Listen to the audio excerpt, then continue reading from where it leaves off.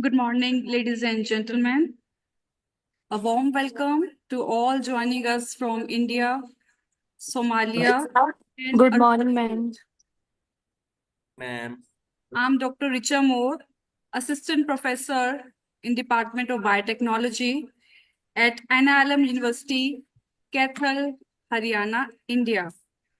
And I have the honor of serving as your moderator for today's international multidisciplinary seminar on transformative potential of AI and accelerated technological advancements in driving sustainable development. This global initiative is a joint collaboration between NIILM University Kaithal, Haryana, India, and Nile University of Science and Technology, Somalia. It brings together thought leaders, researchers, and educators across disciplines to explore the intersection of AI, technological progress, and sustainable development. There's a request to all participants that kindly complete your registration and keep your microphones muted during the proceedings. You are encouraged to post your questions and comments in the chat for interaction during the technical sessions. So we begin our inaugural session. For that, I invite Professor Dr. Rajiv Kumar to begin the formal proceedings and welcome our guest for today's seminar. Dr. Rajiv Kumar.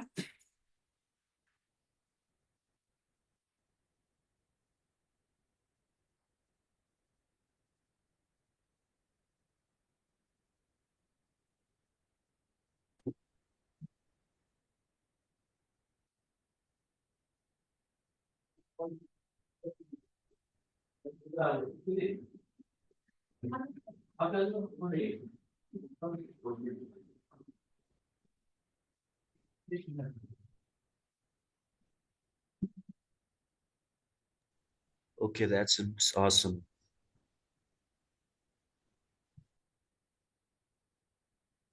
I invite Professor Dr. Rajiv Kumar, Dean School of Pharmaceutical Sciences, NIILM University, Kaithal, to deliver the welcome address.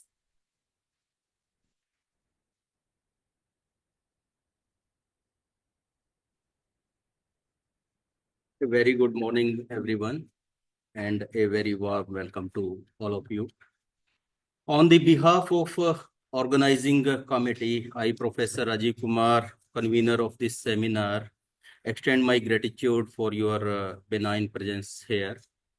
Your participation is a testament to the importance and relevance of this event in today's era.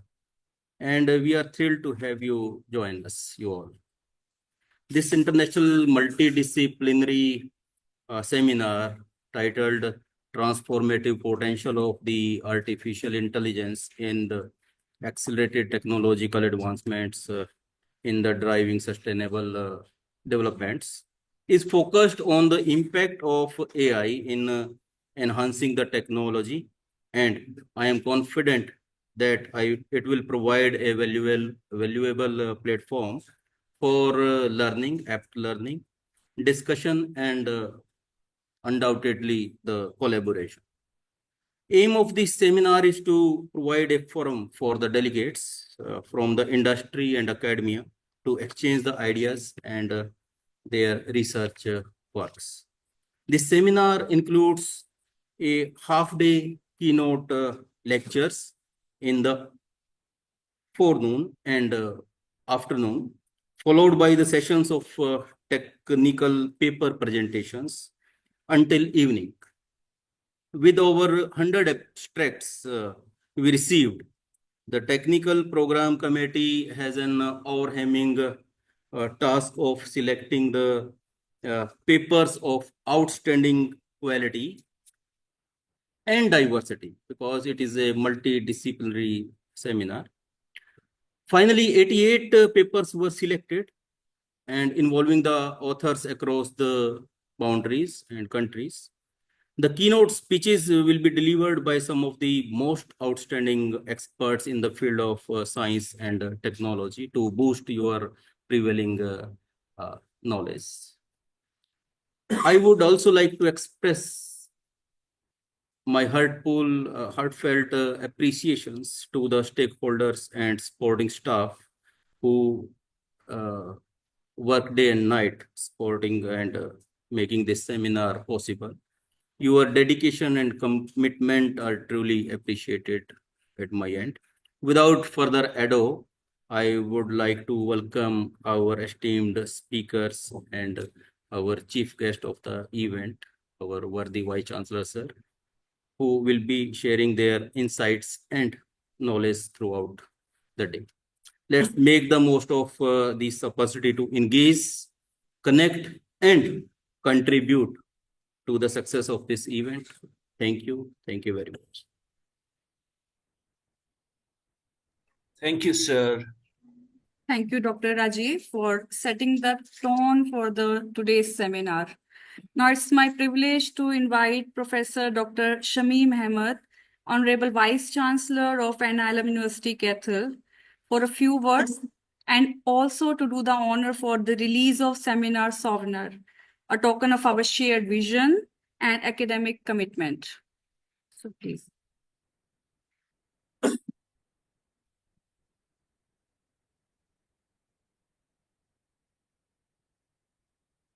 Souvenir release.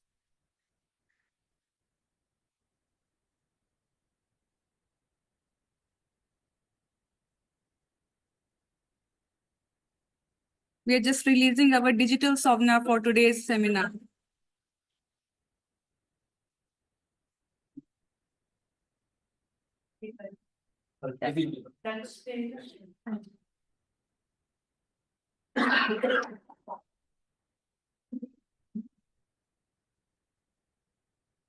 The digital,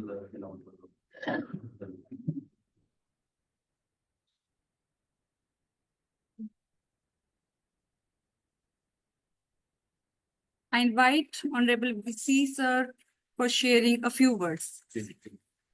mic वगैरह नहीं लगाते हैं क्या?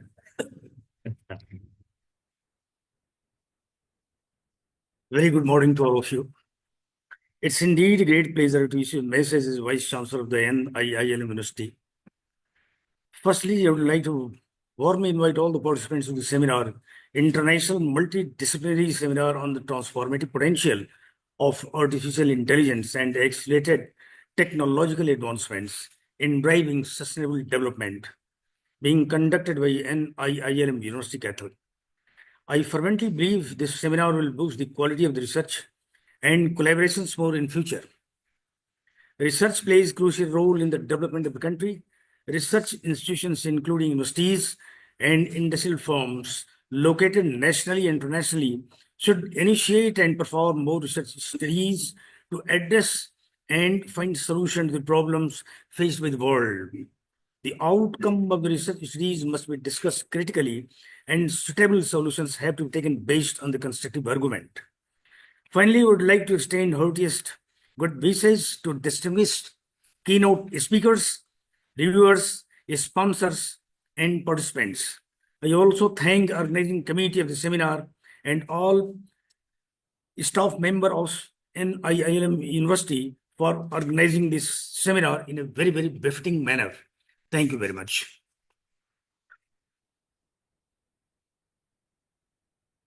Thank you, sir, for the encouraging words and the visionary guidance. Now we are honored to welcome Dr. Mohammad Abdi Jimale, Honorable Vice Chancellor of Nile University of Science and Technology, Somalia, for sharing his views.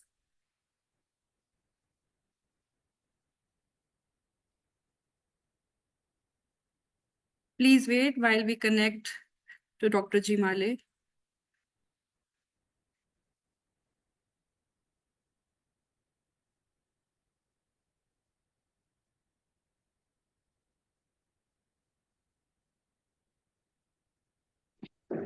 Yes, Assalamu alaikum wa rahmatullahi wa barakatuh.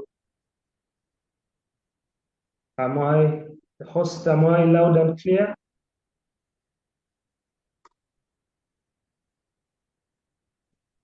Yes, Hello, sir. hello. Yes, sir. You're loud and clear. Okay, thank you. Bismillah ar-Rahman ar-Rahim. Wassalatu wassalamu ala Rasulullah sallallahu alayhi wa sallam. Rabbi shrah li sadri wa yassir li amri wahlul 'uqdatan min lisani yafqahu qawli. Good morning and a very good morning to everyone there.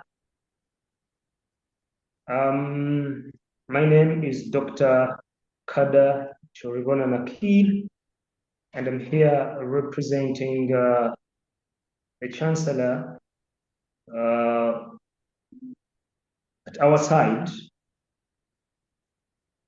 I want to extend first and foremost a word of apology that he has not yet made it or has not been able to make it on time. But I'm here to represent him, inshallah.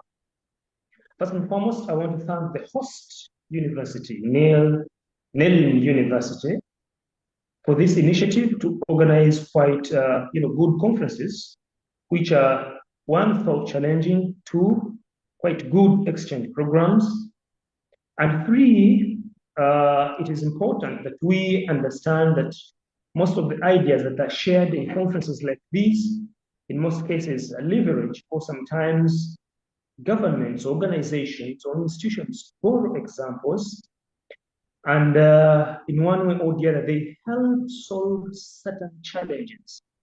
And that's the call, I think, for this today's conference, the transformative potential of AI and emerging technologies, and most especially for us on our side, we shall be looking at solving challenges or the SDGs of the landscape of Somalia.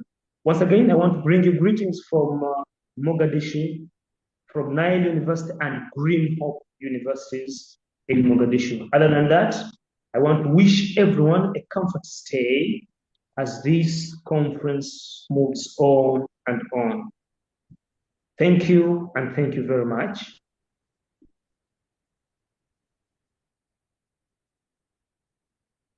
Thank you, Dr. Muhammad Abdi, for highlighting the importance of collaborative knowledge sharing and for strengthening academic bonds across borders. Thank you so much, sir. Now, I have the honor to invite our guest of honor for today's event, Dr.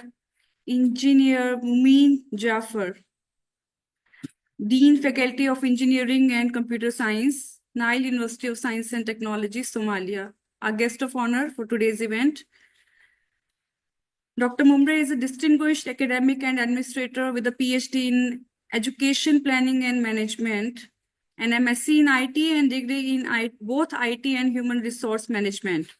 He is deeply involved in promoting regional academic partnerships between Somalia and Uganda and serves as an academic advisor to the Chancellor. He is also an active researcher, having authored the impactful paper, Somali Diaspora's Role in Reconstruction. Sir, we are privileged to have you here. Over to you, sir. Dr. Mumbere. Thank you so much for having me here. It's a pleasure to be here on this fruitful kind of event, conference or seminar that really is hitting a very focal point in today's technology. Honorable Vice Chancellors, distinguished guests, esteemed colleagues, and dear participants, ladies and gentlemen. It is both an honor and a privilege to stand or to be here today at this international multidisciplinary seminar on the transformative potential of AI and accelerated technological advancements in driving sustainable development. On behalf of the Nile University of Science and Technology in Somalia, I extend my deepest gratitude to NIILM University, India, for this collaborative platform that bridges continents and disciplines in pursuit of innovation. The theme of this seminar resonates profoundly with our mission as Nile University of Science and Technology in an era where artificial intelligence and rapid technological advancements are reshaping industries, societies, and ecosystems. It is imperative that we harness these tools to address the pressing challenges of sustainability, be it in education, healthcare, agriculture, or climate resilience. Generally, Somalia, like many nations, stands at a critical junction. Our youth brimming with potential and require equitable access to cutting-edge education and opportunities in STEM fields. We find it at NUST, or what we call Nile University of Science and Technology. We are committed to fostering a culture of research and innovation that aligns with the United Nations Sustainable Development Goals. Through partnership like this that we are having between the institutions, we can amplify our impact by sharing knowledge and co-creating solutions that transcend borders. Today, as we inaugurate this seminar, let us reaffirm our collaborative responsibilities in areas like to innovate responsibly. That is ensuring AI and technology serve humanity ethically and inclusively as well. Two, to collaborate boldly in areas of bridging gaps between academia, industry, and policymakers as well. Then three, we can talk about to empower the future generations by equipping students with skills to thrive in this digital sustainable economy. As I conclude, I commend the visionary leadership of Professor Dr. Shamim Ahmed, who is, of course, the Chancellor or the Vice Chancellor at NIILM University, and of course, our dear Dr. Muhammad Abdi Jimali, who has not made it today due to some circumstances here in Mogadishu. We had a very long rain, heavy rains, we had them here. That's why the conveniences have occurred. For their unwavering commitment to this cause, let this seminar ignite dialogues, forge partnerships, and inspire actionable strategies that propel us together towards a smarter, greener future. Thank you for your attention, and I wish you all a productive and enlightening seminar. Long live India, long live NIILM University, and thank you so much for your academic solidarity. Thank you, sir. Thank you, Dr. Mumin Jafar. Thank you for your thoughtful reflections on the technological growth and the education policy. Well, this concludes our inaugural session. We extend our heartfelt gratitude to all the dignitaries for their invaluable contributions. The keynote session will now follow, where we will have research presentation and expert lectures aligned with today's seminar theme. I request everyone to stay connected and engaged. Over to you, Dr. Amrita, for the keynote session.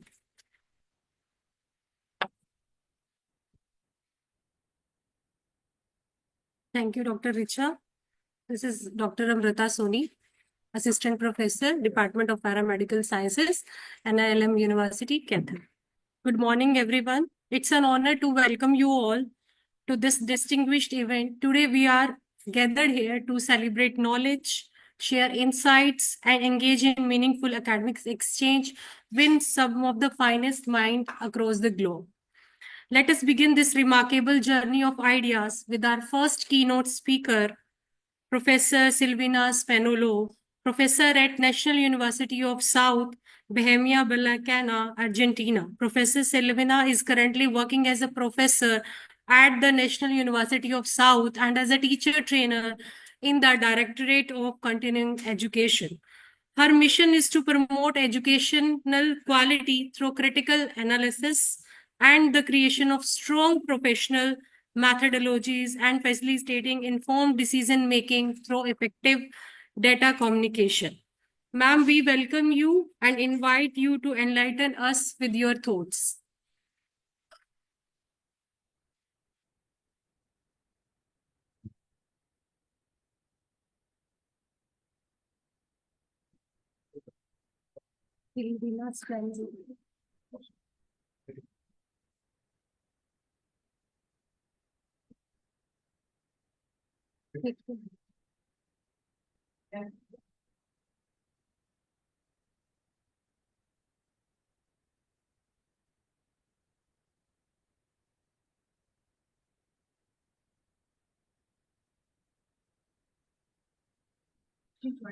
Okay. While she joins, I invite Dr. Sajita Rajan, Assistant Professor at University of People, California, USA. Dr. Rajan is a dedicated educator and researcher with over 10 years of experience in higher education. Her prior roles include Assistant Professor at Sri Ram Savroop Memorial University and lecturer at Christian Training College. Dr. Rajan has published several papers in peer-reviewed journal on the topics related to technical education, science pedagogy, and higher education reform. With the expertise in AI in education, online learning environments, interdisciplinary teaching, Dr. Rajan continues to advocate for ethical integration of technology to promote sustainable development. Welcome, Dr. Rajan. Thank you. I think I'm clearly audible. Am I? Yes, you're audible, madam. Okay, okay. So, good morning, respected organizers, fellow educators, researchers, distinguished guests, and a very warm greeting to everyone joining us from across the globe. I'm deeply honored to be with you today at this international multidisciplinary seminar jointly organized by NIILM University, Kaithal, India, and Nile University of Science and Technology, Somalia. Let me begin by extending my heartfelt gratitude to the Honorable Vice Chancellor, Professor Dr. Chamim Ahmed and Dr. Muhammad Abdi Jimail, the conference chair, Professor Dr. Pradeep Kumar, and the entire organizing committee for their gracious invitation and the thoughtful planning for this critical event. The entire, it is obviously, it's an honor to be here today as a keynote speaker at this pivotal seminar. I extend my heartfelt thanks again to the university, both the university, for creating this vibrant platform for dialogue, collaboration, and action. So before starting up, I would like to share my screen. And if it is not visible, please just let me know.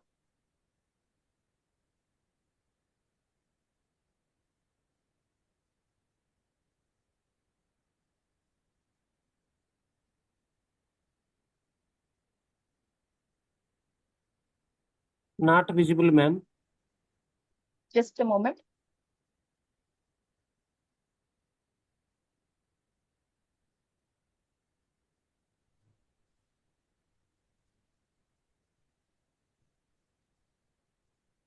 Visible, ma'am? That's awesome. Yes, ma'am. Okay. Pyramid is Okay. visible.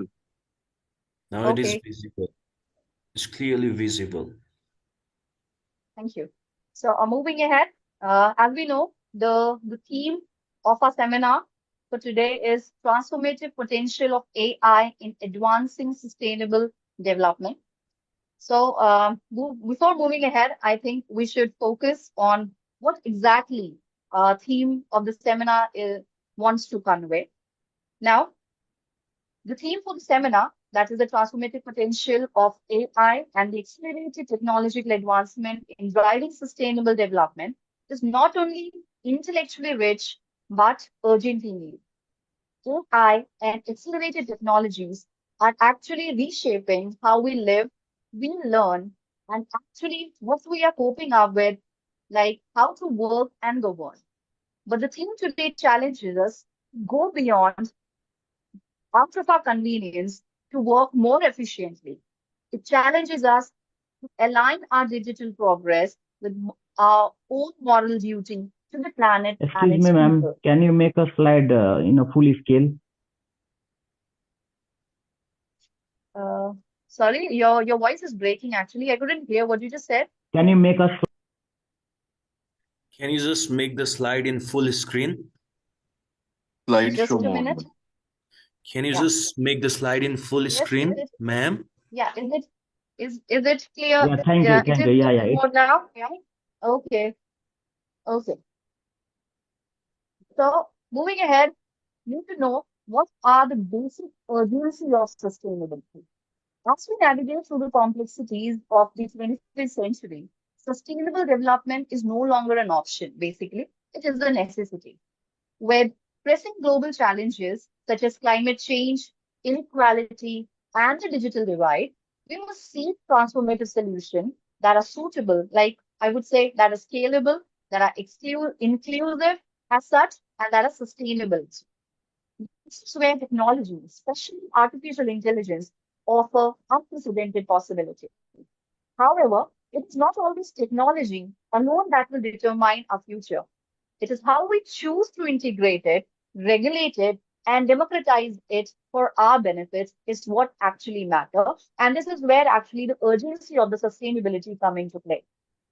Now, moving ahead, what exactly sustainability really means to us? Maybe it is yes, economic resilience. Is it about environmental care? Is it about the social equality or equity?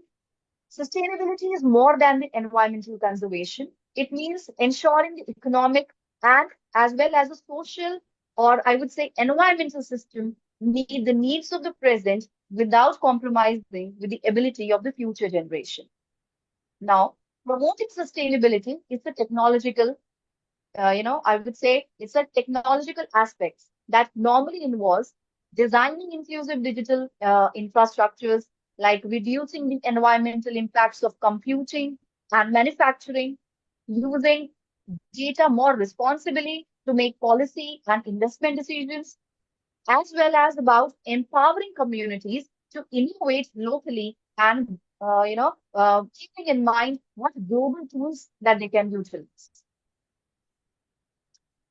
Talking about the SDG, this is commonly abbreviated as Sustainable Development Goals, how AI and the SDGs, like how we can bring them from possibility to practice. We all are quite aware about how AI are utilized in agriculture, in healthcare, in smart cities, in education, as well as in climate monitoring. Let's examine where actually AI's real contribution to the SDGs. We can say like privately, I would say in agriculture, AI can predict actually the weather patterns, the combat food insecurities, like where it can be utilized in a suitable way. In health, it can support the remote diagnosis and the pandemic management. When we talk about in education, it can customize learning for students with personalized instruction as such, keeping in mind the diversified needs of the students and the learners. In urban planning as such, it can help reduce the emissions and optimize energy grids. But moving from possibility to practice requires it requires lots of practice. What are the practices that can be employed from actually bringing the artificial intelligence from possibilities into actual actions or in practice? That obviously that require the scalable models. Now, scalable models, they are actually models that work across the diverse content and economies. When we can talk about the ethical safeguards, these practices are adopted for biases. It is normally utilized to protect the data privacy and ensure accountability.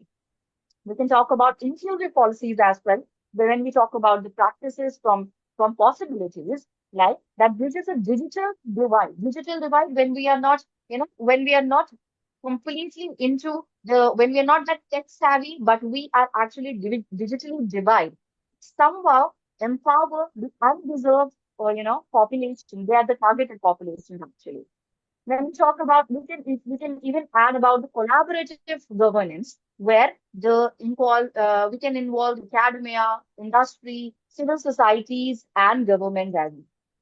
Now, transformative application of AI. AI, as we have already we have seen, like AI is very prevalential used in education these days because it is more toward you know providing with the personalized instructions. AI is actually reshaping our world in very profound ways. From predictive analytics in healthcare to precision agriculture to smart urban planning. uh, the examples are here in front of you. Like in education, the AI-powered adaptive learning platforms are enabling personalized instructions, closing achievement gaps, and providing lifelong learning opportunities. When we talk about AI in environmental sustainability, it helps us to monitor the deforestation that is happening somewhere near you or in the extreme areas, in the extreme weathers, optimize energy usage in the real time.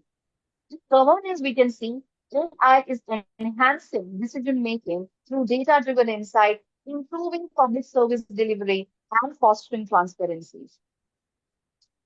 What actually is it visible? Is it still visible to you? Yes, Yes, ma'am, ma'am. it's visible. Yes, yes, it is clearly visible. We are on ethical AI framework needed. Okay. This book that is needed. See, it is ethical. Now, ethics is where, when we are actually targeting or we are actually hoping to bring AI into practice, there is something that comes into play is your ethics. Like we have already heard about the work ethics, like, we have research ethics and something that is related with AI, yeah, about, utilizing it, about using it ethically, keeping in mind what actually is required, who all are our target audiences, and keeping in mind how ethically we can utilize it, for to serve all communities fairly. Because as we embrace the transformative potential of AI, we must also pause to reflect on how and far going the systems are built. Now, the rapid pace of technological demand that we ask, normally these are the inquiries that come in our mind. Who is the fabric for these systems? Who is actually building these systems? Are the creators or the representative of the diverse society? These actually they get impacted with their or not? Going to benefit? Who reaps the reward is the question. The inquiry is who reaps the reward and who may find themselves cast aside. Actually, who is going to benefit or who might be left behind? We must examine AI's impact on equity, on access, and social justice. How do we ensure that AI does not replicate or exaggerate the existing inequality? Without careful design, AI can reinforce systematic bias and exclusion. Now to move from now all keeping in mind all these ethics, how to deal with it and how to ethically plan and to chalk out how to use it ethically. There are normally four pillars that normally as an educator, as an academician, we need to know. The first one is actually the transparency, which has to be the AI system should be understandable and explainable, whether be you are an educator or you are a teacher or you are normally a student somewhere, it is very important, when you actually think of using AI ethically, there has to be some transparency. Like it is like AI system or its anything that we are doing, it should be transparent, it should be transparent as well as it should be.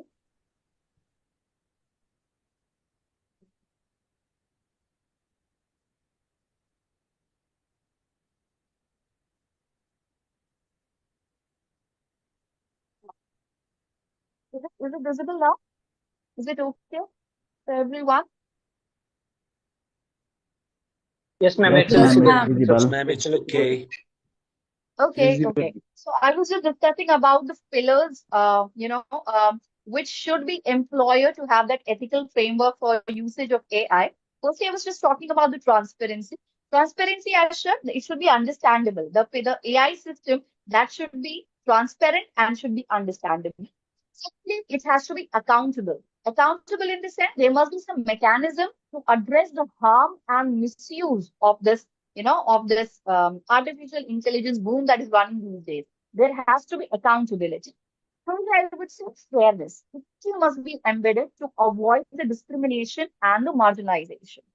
And the last pillar would be inclusivity. That technology must be shared with not just for, but for the entire diverse community. It has to be. That is why I said inclusivity of everyone. It should be inclusive. It should not be biased by the systems, and it should be accessed by all the diverse communities of the around the across the globe. Moving ahead, communities through education. In fact, AI is engaging, different voices historically, including from each, technological innovation. When we talk about empowering, as an educator in academics, I strongly believe that education is the bedrock of sustainable development. And for that, we need to integrate AI and digital literacy into the mainstream education. Still, I think before we were not quite aware of these, or you use Kahoot, it's ChatGPT, or we have AI assistant all over the internet. We are not, as an educator, we're not still ready to integrate it, but with the, emerging demand of AI in education, like in everyday practices, I would say, I would definitely recommend integrate AI and digital literacy into the mainstream education. At the same time, when we are talking about integrating it in our normal curriculum, mainstream education, upskilling of the teachers is equally important. And telling students and you're telling young minds about the ethical use of this technology is equally important. Apart from that, fostering interdisciplinary research that bridges education, technology, and policy. Our classroom today must prepare learners not to just use AI, but shape it, right? Responsibly, how creatively and inclusively they can do is like the more, I would say, the key point that can be, bringing all these together in the sustainable development when we talk. Now, the takeaways of Gilly, it's like to foster inclusivity in technology, ensuring fairness in the AI algorithms, prioritizing on the transparencies and the accountabilities. Apart from that, empathizing in development, like to embrace the diverse perspectives in solution, trust with the community, address the needs of the marginalized group. That are the key takeaways. But I would say, like, the future is not something that we enter. It is something that we create actually. Let us harness the power of AI, not just for efficiency, but for equity, not just for innovation, but for inclusion. Let the seminar be more than a forum for ideas. Let it be a launch pad for partnership, for research, and real world impact. Now, before ending my words, I would like to put up a quote I read somewhere by Amrita saying that development is not just about economic growth. It is about the freedom to live the life one has a reason to value. Keeping this in mind, I would end my words here, and I'm hoping to get a lot of more insight in the topic by listening to all the participants, all the other keynote speakers, and let us work together to ensure that technology that is driven by ethics, empathy, helps every individual, regardless of geography, gender, and it can be, that can be utilized across the globe. Thank you, and have a nice day. Thank you, ma'am. Thank you so much, ma'am, for the insightful and engaging presentation on AI. It was truly fascinating to learn about AI and sustainable development. Ma'am, we appreciate your expertise. Thank you so much, ma'am. Next, Thank you we so much have for with having me. us Dr. Sheena Doria Devera, Assistant Professor and Director at the Institute of Management, University of Philippines, Baguio. She teaches undergraduate and graduate courses in research methods, fundamentals of management, organizational behavior, economics, marketing, and human resource management. Her research interests span leadership, business models, social entrepreneurship, sustainability, generational studies, valuation, industry analysis, and consumer behavior. Ma'am, we look forward to your address. Hello, good day to everybody.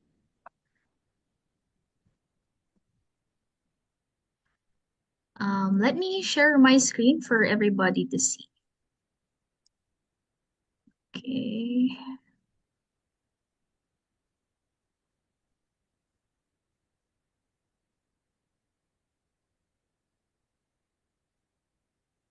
Okay, can you react a heart or a like if you could already see the screen? Yes, ma'am. Okay. Yes, ma'am. Thank you so much. So good day to everyone joining us virtually and even those who are attending on site. It is a pleasure to be with you today, even across distances at this international multidisciplinary seminar jointly organized by NIILM University and the Nile University of Science and Technology. I extend my sincere thanks to Professor Sandeep Kumar for the kind invitation and for making this opportunity possible. I am truly honored to be part of this meaningful gathering of scholars, practitioners, and advocates as we explore one of the most timely and impactful themes of our era, the role of artificial intelligence in advancing sustainable development. For today's keynote, I would like to focus on a topic that sits at the heart of inclusive economic growth, that is empowering micro, small, and medium enterprises or MSMEs through artificial intelligence. These small but significant economic actors are often underestimated. Yet, with the help of accessible and human-centered AI tools, they can become powerful drivers of resilience, innovation, and sustainability in our communities and economies. Okay, let us begin my keynote speech with a reality check. Micro, small, and medium-sized enterprises or MSMEs are the backbone of the global economy. They represent over 90% of all businesses worldwide and employ between 60% and 70% of the global workforce and contribute approximately 50% of the global GDP. In the European Union, MSMEs account for 99% of all businesses and employ around 100 million people. In developing countries, MSMEs provide approximately 50% of jobs and contribute about 40% to GDP. From family-run eateries to neighborhood repair shops, from small agribusinesses to home-based retailers, MSMEs keep economies alive. But beyond these numbers, MSMEs bring life to communities. They reflect local cultures, respond quickly to local needs, and are often the most accessible economic units for women, youth, and marginalized populations. However, MSMEs also struggle. They often operate with razor-thin margins, limited access to credit, poor market visibility, and outdated or manual systems. Their survival and potential depends not just on hard work, but on how to enable them through innovation. This is where artificial intelligence can offer transformative potential. Artificial intelligence nowadays is no longer a distant or futuristic technology. It is increasingly embedded in our daily lives. The good news is that AI is becoming more affordable, user-friendly, and customizable. When applied correctly, it can level the playing field for MSMEs. First, AI enables smart marketing. Even the smallest businesses can now analyze consumer behavior, just like what products they sell best, what promotions work, when customers are most active, and personalize their strategies accordingly. This is already happening through platforms such as WhatsApp Business, Facebook Shops, or Google Small Business Tools. Second, AI-powered inventory and supply chain management systems help reduce waste, avoid overstocking, and better predict consumer demand. This is vital for small businesses with limited storage space or working capital. In the Philippines, for example, Packworks Sari.ph Pro app uses AI to provide sari-sari store owners with data-driven inventory recommendations, enhancing their business growth. Third, through alternative data sources such as mobile phone usage, utility payments, or social media activity, AI can access credit worthiness, allowing fintech firms to offer loans even to the unbanked. In Kenya, the mobile money service M-Pesa has revolutionized access to finance by enabling users to deposit, withdraw, and transfer money using their mobile devices. Fourth bullet point, automation tools like chatbots or voice assistants can help business owners manage orders, can help business owners respond to inquiries and handle consumer support even without a full-time staff. This frees up their time for higher value work. And lastly, in the fifth point, AI can now function in multiple languages and even dialects. This localization bridges the gap for businesses in remote areas, allowing them to engage broader markets without the language barrier. These applications are not hypothetical. So let me share a few real-world examples. First, in India, Procter & Gamble has developed an AI-powered engine called Smart Basket to assist 2 million kirana or smaller retail stores. This system analyzes real-time consumption patterns to recommend products tailored to consumer demand, enhancing inventory management and consumer satisfaction. Another example is from Kenya. In Kenya, Tala, a mobile lending pioneer, leverages AI to unlock financial access for underserved entrepreneurs. By analyzing smartphone data, Tala provides instant credit decisions, enabling individuals without traditional credit histories to access loans. So this approach has empowered many small business owners to expand their ventures. Another example is from Somalia. Hormud Telecom AI's chatbot Akil for consumer service and value money. So you have a chatbot or AI chatbot called Akil to improve consumer service and facilitate mobile money transactions. This initiative is particularly significant in the country with developing infrastructure, providing accessible digital services to a broader population. Okay. In my home country, Philippines, a Filipino startup called Packworks has partnered with the Department of Science and Technology to develop AI-powered tools for sari-sari stores or like a neighborhood stores, usually run by families. So these tools assist store owners with inventory management, sales tracking, and consumer insights, aiming to enhance business efficiency and growth. Ayan. And lastly, example for Indonesia, AI-driven platforms are guiding farmers on crop planning, scheduling, and logistics. So these technologies help optimize agricultural practices, leading to increased yields and more efficient supply chains. Despite all of these inspiring examples from the different countries I've mentioned, we must confront the real challenges. First, there is a digital divide, as mentioned by previous keynote speaker. Many MSMEs, especially in rural areas, still lack reliable internet or the hardware needed to access AI-powered tools. Second, there's issue of cost and complexity. Even if tools are affordable, their initial setup and learning curve can be daunting. Third, digital literacy remains a barrier. Some business owners feel overwhelmed by even this basic smartphone interface, much less an AI dashboard. We must provide consistent, culturally relevant training and onboarding.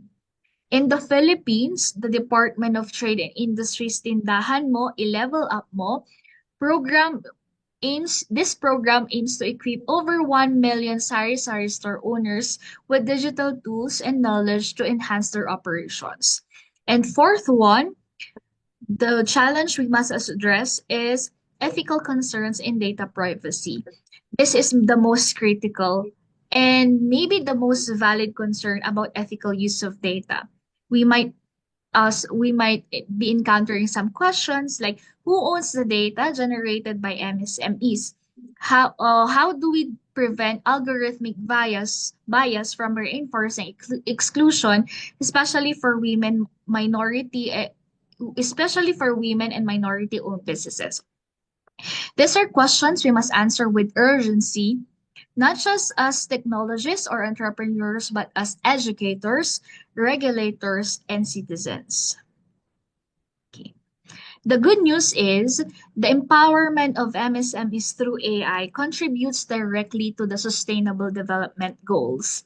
First, it promotes decent work and economic growth, and that is SDG 8, by increasing productivity, enabling fairer competition. Second, it supports industry innovation and infrastructure, that's SDG 9, by encouraging investment in digital platforms and localized tech solutions. Third, it directly tackles inequality, that is SDG 10, by giving small players access to tools once reserved for large corporations. And finally, SDG 17 reminds us that partnerships are key. Academic institutions, government agencies, tech firms, and local communities must come together to make this transformation sustainable. Let us pause for a moment and imagine a sari-sari store or a small family-run neighborhood shop in a quiet village uses AI to know when she's likely to run out of canned goods on local trends.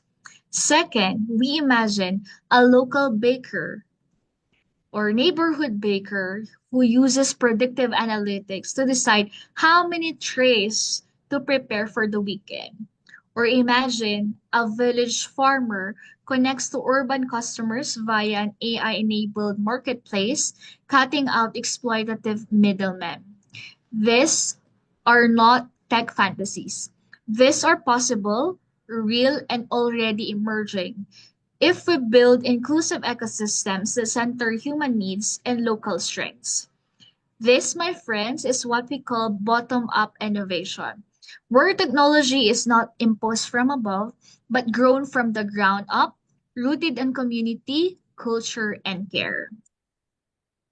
As I close my keynote speech, I urge us to carry this mindset forward. AI should not be an elite tool. It must be accessible, adaptive, and affordable. Let us invest not only in technology, but in people. Let us build support systems, such as training centers, mentoring programs, inclusive digital platforms, and fair financing that allow every sari-sari store, every local restaurant, every small workshop to thrive in a digital age. Let us build a future where every small businesses has a digital edge, where technology empowers, not replaces, human creativity, and where MSMEs are not left behind but are at the forefront of economic or sustainable economic growth. This is not just economic imperative, but it is actually a moral one. Because when we empower the smallest enterprises, we uplift families, communities, and entire nations. So, what can we do today, tomorrow, and in the years ahead? So, to my fellow educators, I encourage you to revise our curricula to integrate AI, data literacy, entrepreneurial thinking, not just in information technology courses, but across disciplines. Students must see AI not as a black box, but as practical, ethical, and creative tool. To our policymakers, prioritize digital infrastructure in underserved areas. Design policies that lower the entry barrier for MSMEs to access AI. We should subsidize training and encourage tech providers to offer MSME-friendly packages. To technologists and developers, I encourage you to build tools that are simple, multilingual, and low bandwidth friendly. Partner with real communities to create solutions that reflect actual needs. And to our researchers, continue documenting how MSMEs adopt or reject AI tools. We need evidence-based strategies that reflect not only what works in Silicon Valley, but what works in Southeast Asia, in Africa, and Latin America. Each of us in our spheres has a role to play. Thank you once again for your attention and engagement. I hope this keynote has sparked ideas, raised questions, and most importantly, reminded us that technology must always serve people and not the other way around. Let us build a future where every sari-sari store, every craft maker, every roadside food vendor can thrive, not in spite of AI, but because of it. Let us build that future together. Thank you very much. Thank you, ma'am. Thank you so much, ma'am, for the thoughtful and inspiring lecture. Your perspective on AI's transformative role in empowering MSMEs has truly set the tone for your meaningful, progressive, and innovation. Thank you so much, ma'am. Next, we have with us Dr. Engineer Muhammad Abdi Ali, ICT Director at Nile University of Science and Technology, Somalia. Sir,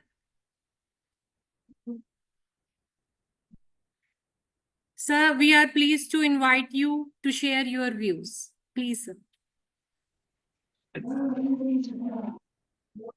Thank you very much, and good morning, everyone. I think I need to share my screen, and then maybe we can continue.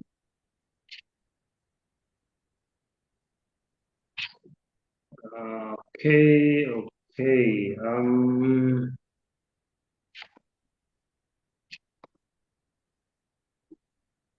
Are we there? I think good to go.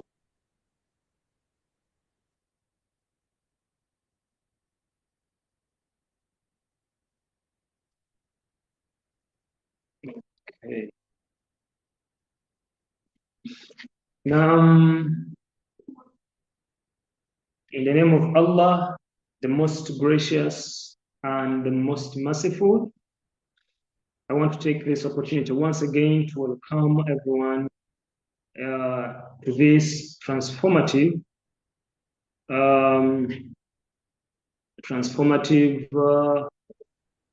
conference of the power of AI and emerging technologies. And at the same time, I want to commend the previous speakers for delivering quite good lectures. I must say, I liked them, and they were so educative to me, and I guess the rest can also, borrow a leaf as we move forward. Maybe I need to know from the moderator, are you able to see my content flashed on the screen? Yes, sir. Is my information on the screen? I need to get feedback, and then I can continue maybe.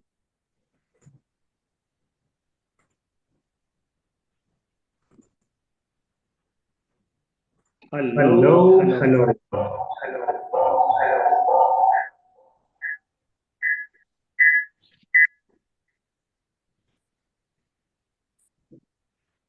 Hello.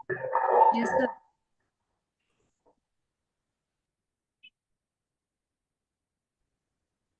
Yes, please. I need feedback from your side, and then we can continue.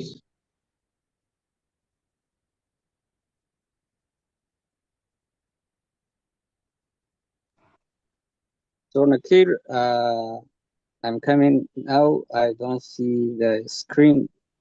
please. Please share the screen. Sorry about that. I think I need to share my screen.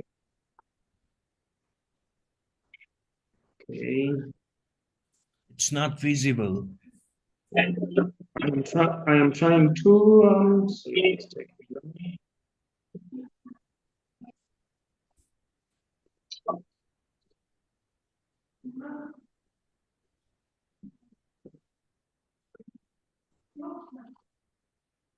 no, I am getting difficulties with share. How about there? Is it okay?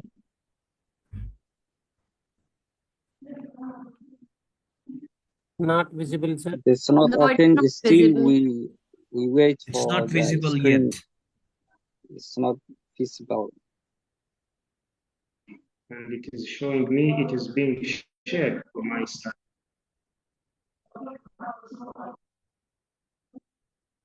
Okay, 1 second.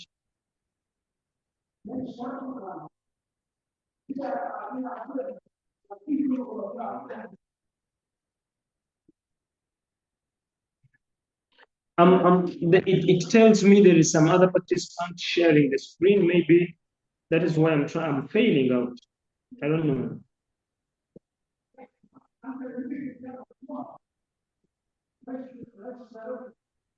Some other participant is sharing the screen. Maybe moderator help, and we ensure only one participant is sharing the screen.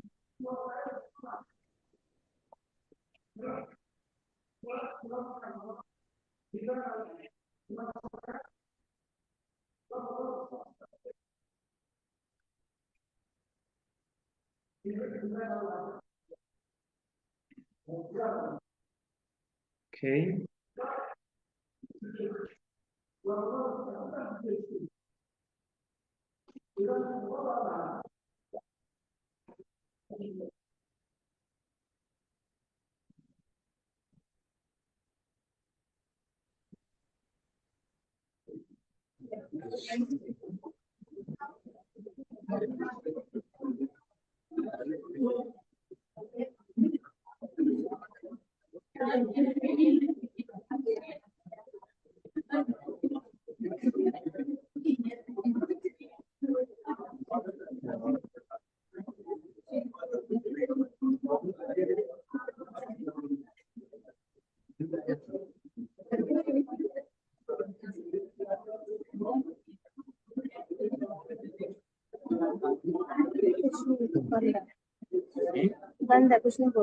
Now we see for the logo.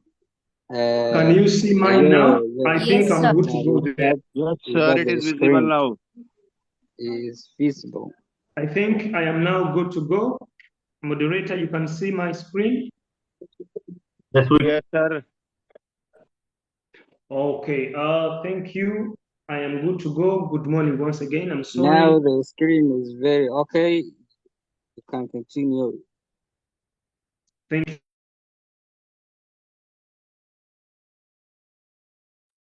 Good to go.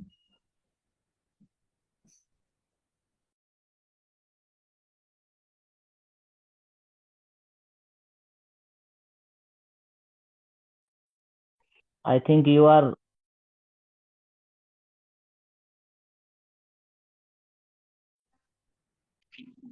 Yes, please. I think I am good to go. I'm saying today we look at the Yes, you are good to transformative. go. Yes, sir. Yes. Thank you very much. The transformative power of artificial intelligence in driving specifically on our side as Nile University, specifically in my department. We try to look at something to do with our Millennium Development Goals in relation to the SDGs, the known 17 Sustainable Development Goals of the United Nations. And I am Dr. Kada Churibona Nakir. And first and foremost, I want us to go and create our good base of background and base ourselves on objectives like raising awareness to inform maybe the stakeholders about the importance of technology in achieving the SDGs. And we shall also be guided by the second objective, which is encouraging collaboration to foster partnership among government and private sectors and non-governmental organizations. Then we shall also look at sharing success stories. The previous speaker was sharing success stories from Rwanda, from Kenya, and from, I think, it's another country he tried sharing his success story. And I must say that I liked it. But before we go very far, let's gain an insight. I want to thank everyone for the opportunity. One, to discuss how AI can reshape, not only your areas, but also Somalia as a country. I have seen single-handedly how technology can bridge gaps in healthcare, in education, in banking, in energy, in agriculture. It's quite a lot of sectors that technology can, come in and create quite a big change. And today, we will share actionable strategies that harness the AI and other emerging technologies in Somalia. I want to begin by quoting World Bank. World Bank 2024 said that by leveraging data and analytics, we can make informed decisions and drive sustainable development in Somalia. That was World Bank 2024. I want to draw another good example from United Nations Development Program. They said in 2019 in one of their demographics research and surveys, they say that empowering local communities through technology fosters resilience and promotes sustainable practices aligned with the SDGs. That was by United Nations Development Program. I want us to be guided by this key question. And I came up with quite a number of quotations and cited from various areas with examples. I want to ask, can AI for sure and other advancing or emerging technologies help Somalia to overcome development challenges?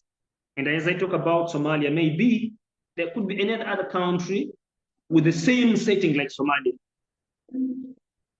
And my answer is yes. Why? Because, one, by January 2024, Somalia's population was approximated to 18 million people. Now, these were shocking findings.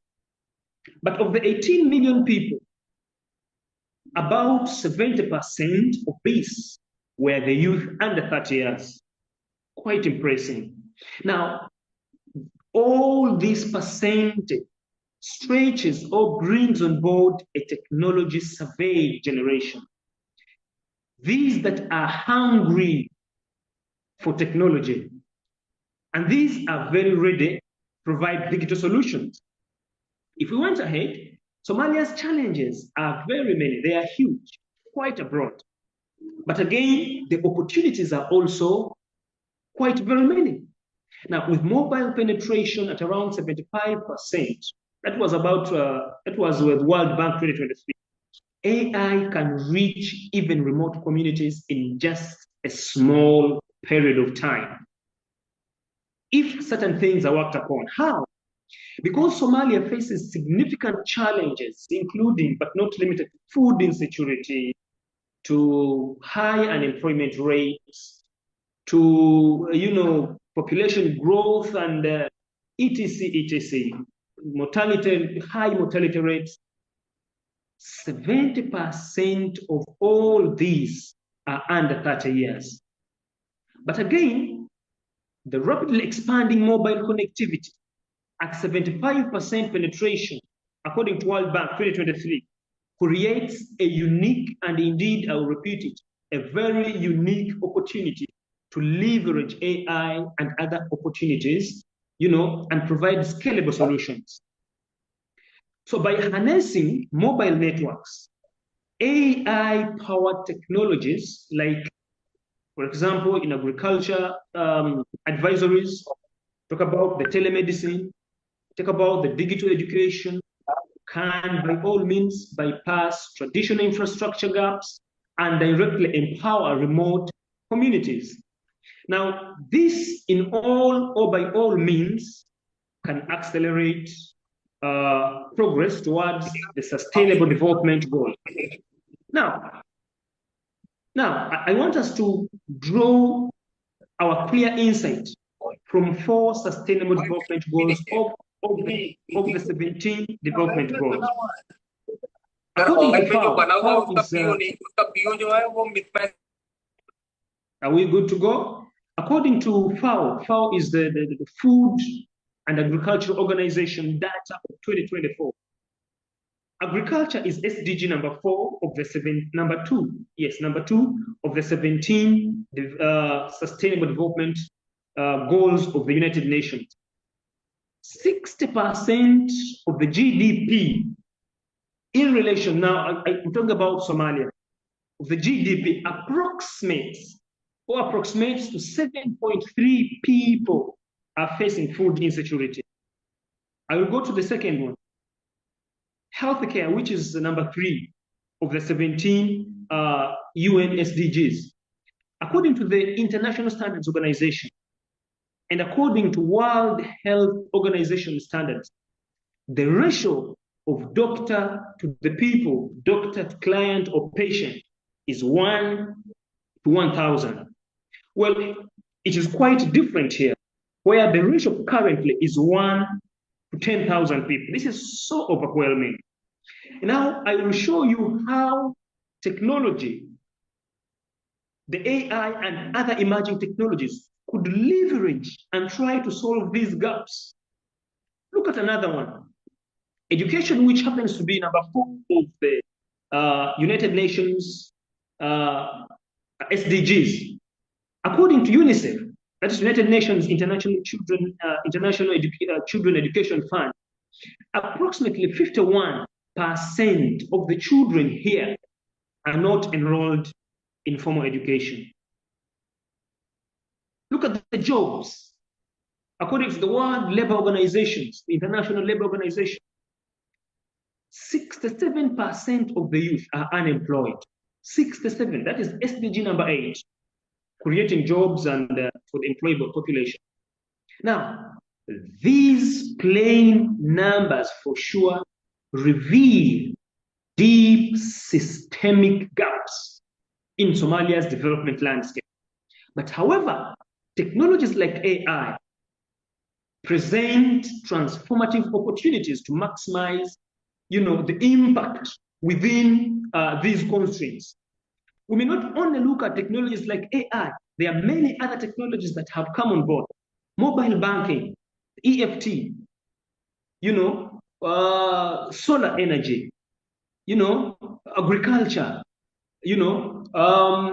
electronic fund transfers, e-commerce, quite very many.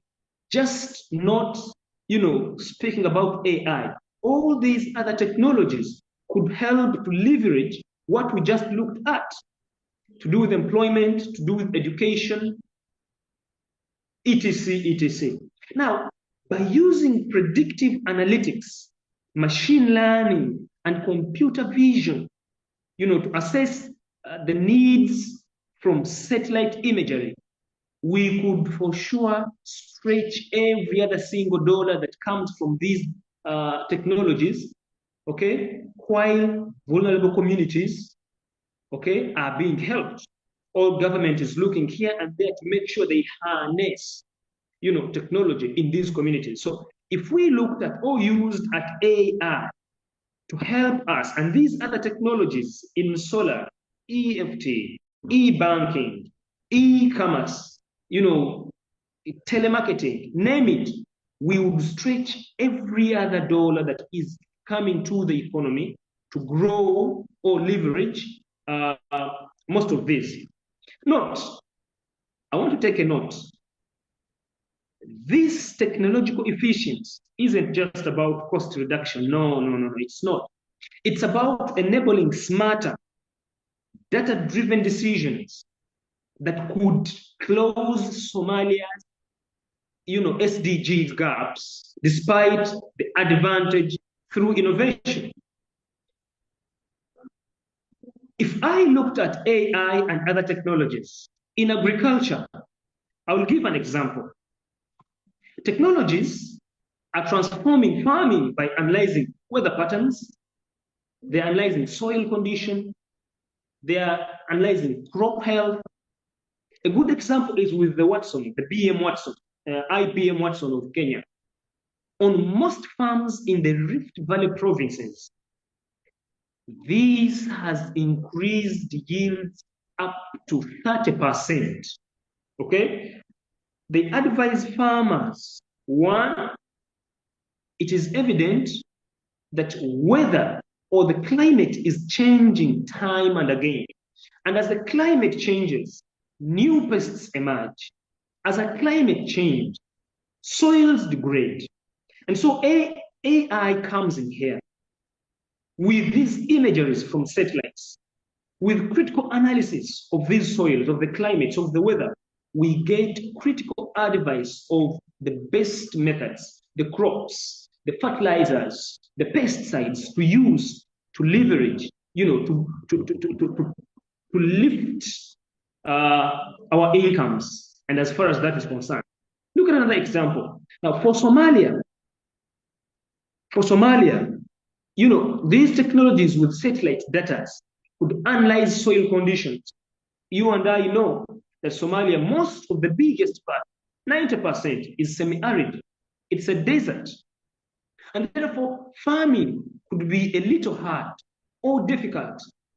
But hey, people in areas, in the outskirts of Mogadishu, in areas of Baidao, in areas of Haujar, in areas of, there are many. Members have tried, the population has tried, farmers have tried to use fertilizers, okay, to have crop growing go on, to have agriculture go on.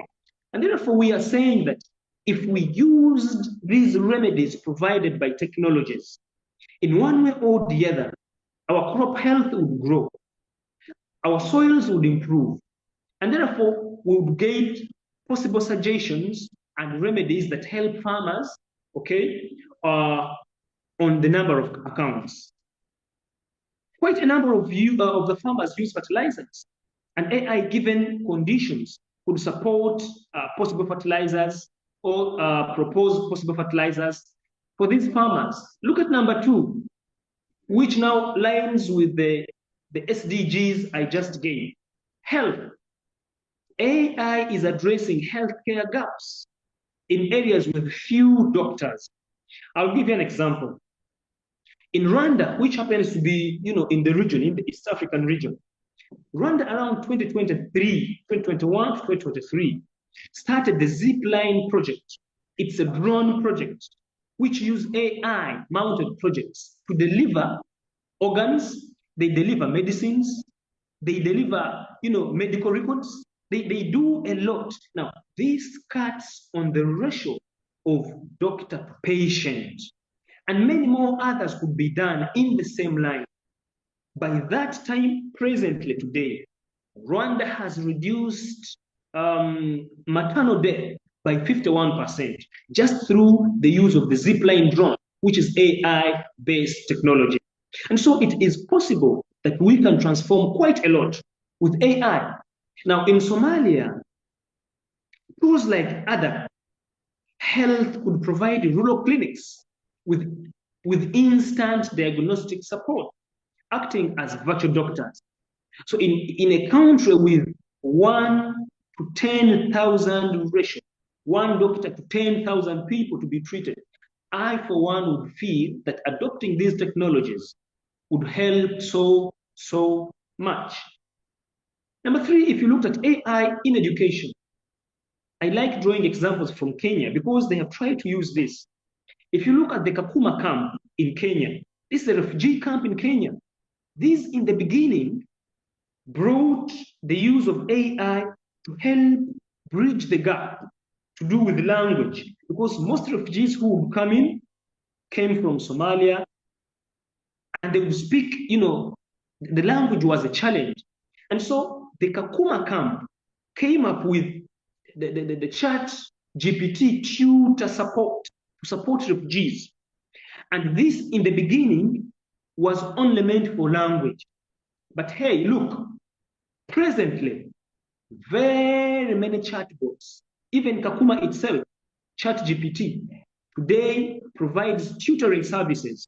Math was embedded, science was embedded, and education is thriving in those camps by use of AI. So it is possible that chatbots like Rumi could also provide lessons in Af-Somali via mobile phones. Af-Somali, the national language here is Af-Somali. Af-Somali is the Somalese language now.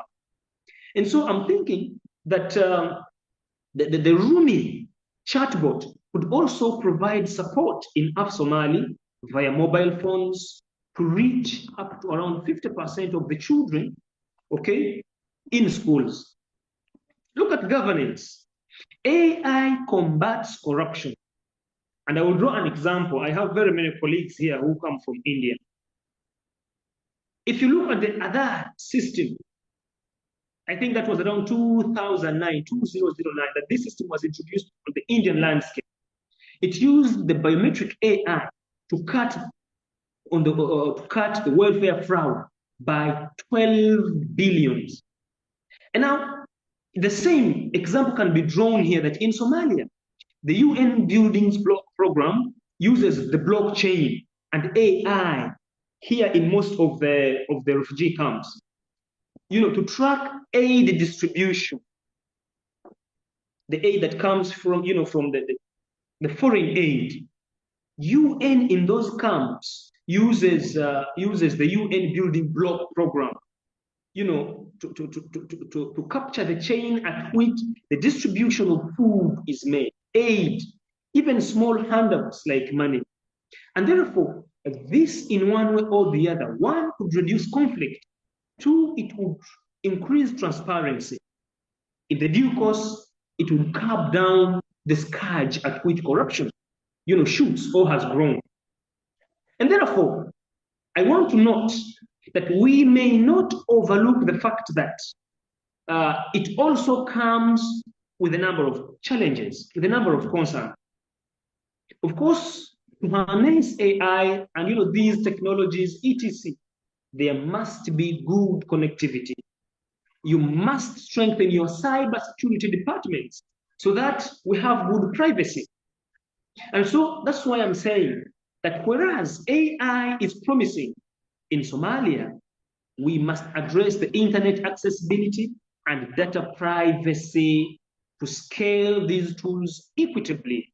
And therefore, if we do this, by all means, we can leverage the use of AI, to have the sustainable development goals reached.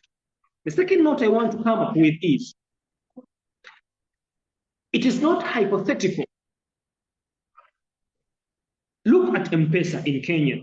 A colleague just mentioned it, Professor, I'm forgetting the name. Look at M-Pesa in Kenya, the neighboring Kenya here. It caused a big transformation. I am very sure electronic fund transfer platforms, e-banking transforms, like EVC in Somalia, like IDHAB, like WAFI, all these are money remittance programs, platforms. These could, do wonders with AI integration, with the integration of other technologies. I want to take a case study of Nigeria. Nigeria today, or currently, is using what we call a hello tractor in the agriculture sector. A good number of farmers who do commercial farming have used and adopted the hello tractor system, which I think is an origin of Israel, something like that. This agricultural tool was designed, it monitors soil conditions, a tractor, and provides farmers with actionable insights. It does data collection. It does real-time monitoring. It does analysis. It does mobile integration and other resource optimization.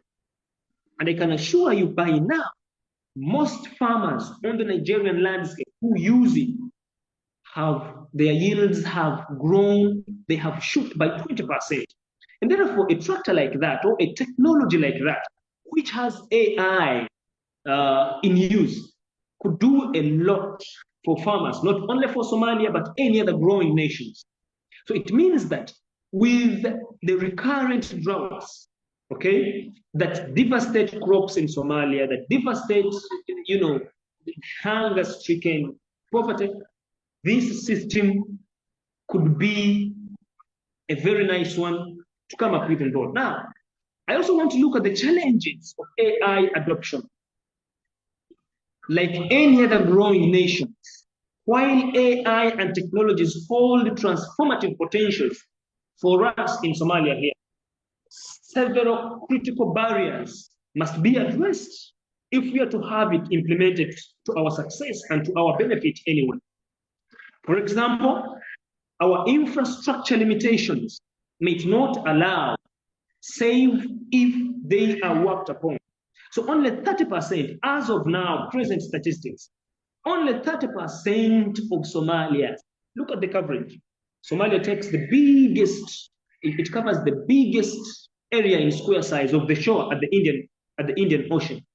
It is country number 12, if you looked at the ranking of the biggest countries in Africa. Only 30% of Somalis have internet access. And these are in urban centers. So it makes the deployment of technologies like these quite challenging. Data security and language barriers. Previously, I talked about the Kakuma system in Kenya, working in refugee camps. It was provisioned in English. So today, if you were to have, any of the technologies work here, maybe most of them, of the AI models that they use are programmed in English or half Somali or French, rather English, French, Chinese. It is hard to get that one programmed in half Somali. So this may create a disaster, causing a rare and very rare possibility of having some technologies, thrive here. There are many more others: the high cost of funding gaps, the skill shortages, brain drain. Very many Somalis here, you find them working in countries like Indonesia, working in countries like Canada, working in countries like UK, working in even India. Quite a number are there. So whereas they are trained here, they are trained to go provide the services elsewhere. So all these challenges here and there may cause dwindling methods or ways of having technology being implemented here.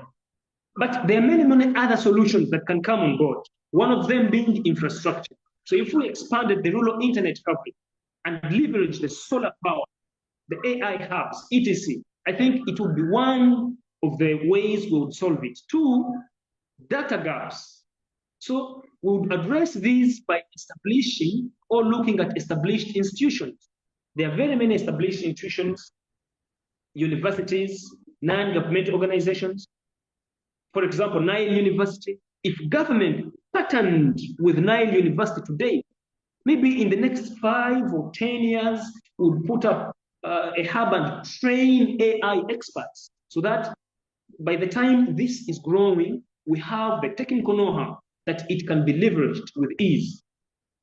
So the ethics, Somali-specific AI guidelines prevent bias. Today in Somalia, we have very many issues to do with the culture, the cultural norms. Some of them may not allow. Look at the funding. Today, if we attracted funding from the diaspora, because our biggest population is supported by the fellows in the diaspora. And And so I think that we would attract the diaspora to invest here, and specifically in technology.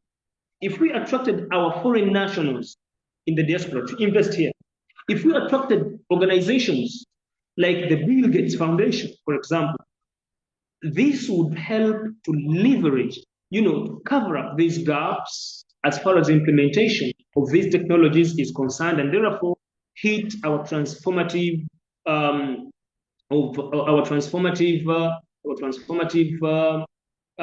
change in the technology, and therefore hitting our SDGs. Note, these challenges aren't unique. For sure, I want to assure you that these are not unique challenges. Any other countries, my brothers and sisters in India can bear witness that at the time when India was just about to take off, technology-wise, reaching takeoff, not the struggling one, all these challenges must have been faced. A good example, in Rwanda, similar challenges were faced. And they had even a dedicated budget for specifically the Zipline project of AI to deliver in healthcare. And so, before all these gaps come up, or before we have AI boom here in Somalia, it is possible that all these challenges will come up or are there presently, but they are not unique in a way that we cannot have them solved. They can be solved. And therefore, my policy recommendations would be, one, we would come up with a national AI strategy. I don't know how my brothers and sisters in India do it. The Ministry of ICT would come up with a national AI strategy. We would come with the digital ID systems. We would do AI integration in all schools and universities. This is to do with policy. I happen to be a student of policy at PhD, education policy and development. But education policy is one key thing we would look at. That if we say that all schools, all universities make AI part of them, or make some of these technologies part of them, in just a period of a decade, 10 years, we will have solved a lot. As I conclude, the private-public partnership, private-public-private partnership, or private-public partnership. In Somalia here, there is one of the biggest telecoms, Hormuz. Hormuz has done a lot, Hormuz Telecom. They have done a lot as far as partnering, or what I would call social corporate responsibility is concerned. And therefore, organizations like this, or partnership like this, would help leverage this. Rwanda allocated 1.5 million US dollars when the Zipline project was starting. But I can tell you that today it has grown and tripled, not even doubled, from 1 to close to 5 million US. So the Ministry of ICT and National Guidance here would also come with a strategy like this, and also do lobbying from Somalis in the diaspora to do funding here. My food for thought to everyone today in this conference, my food for thought.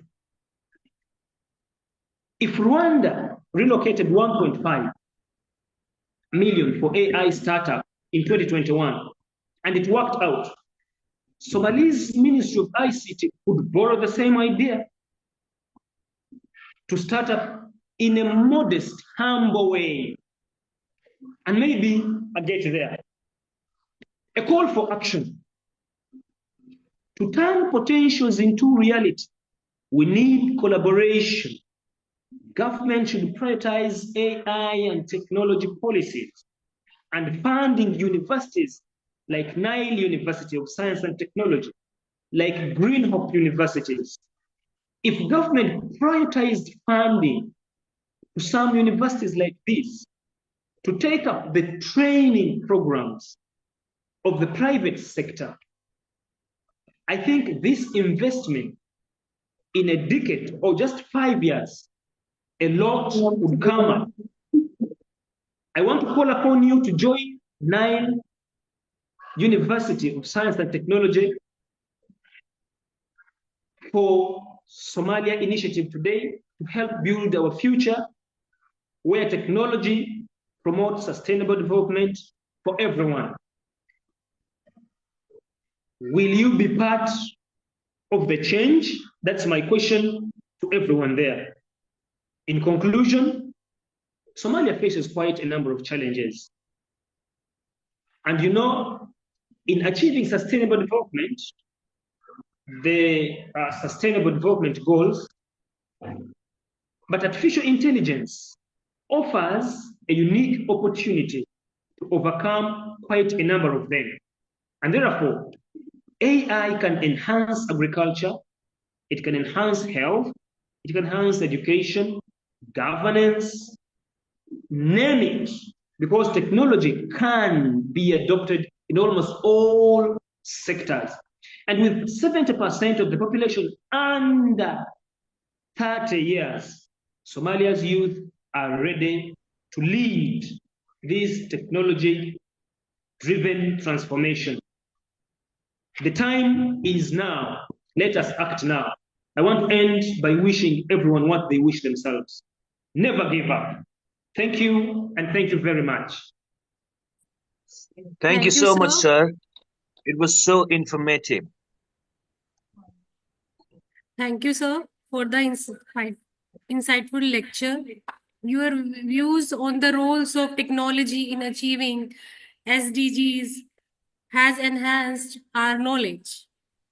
So continuing this enlightening session, our next keynote speaker is Dr. Ravi Pratap Vanwal, Assistant Professor in the Department of Biophysics, Punjab University, Chandigarh. With a robust academic foundation, Dr. Ravi holds a PhD degree in Chemical Sciences from Tata Institute of Fundamental Research, Mumbai. His research expertise lies in RNA biology, protein-protein, and protein-RNA complexes, microRNA diagnosis, peptide design, and NMR spectroscopy.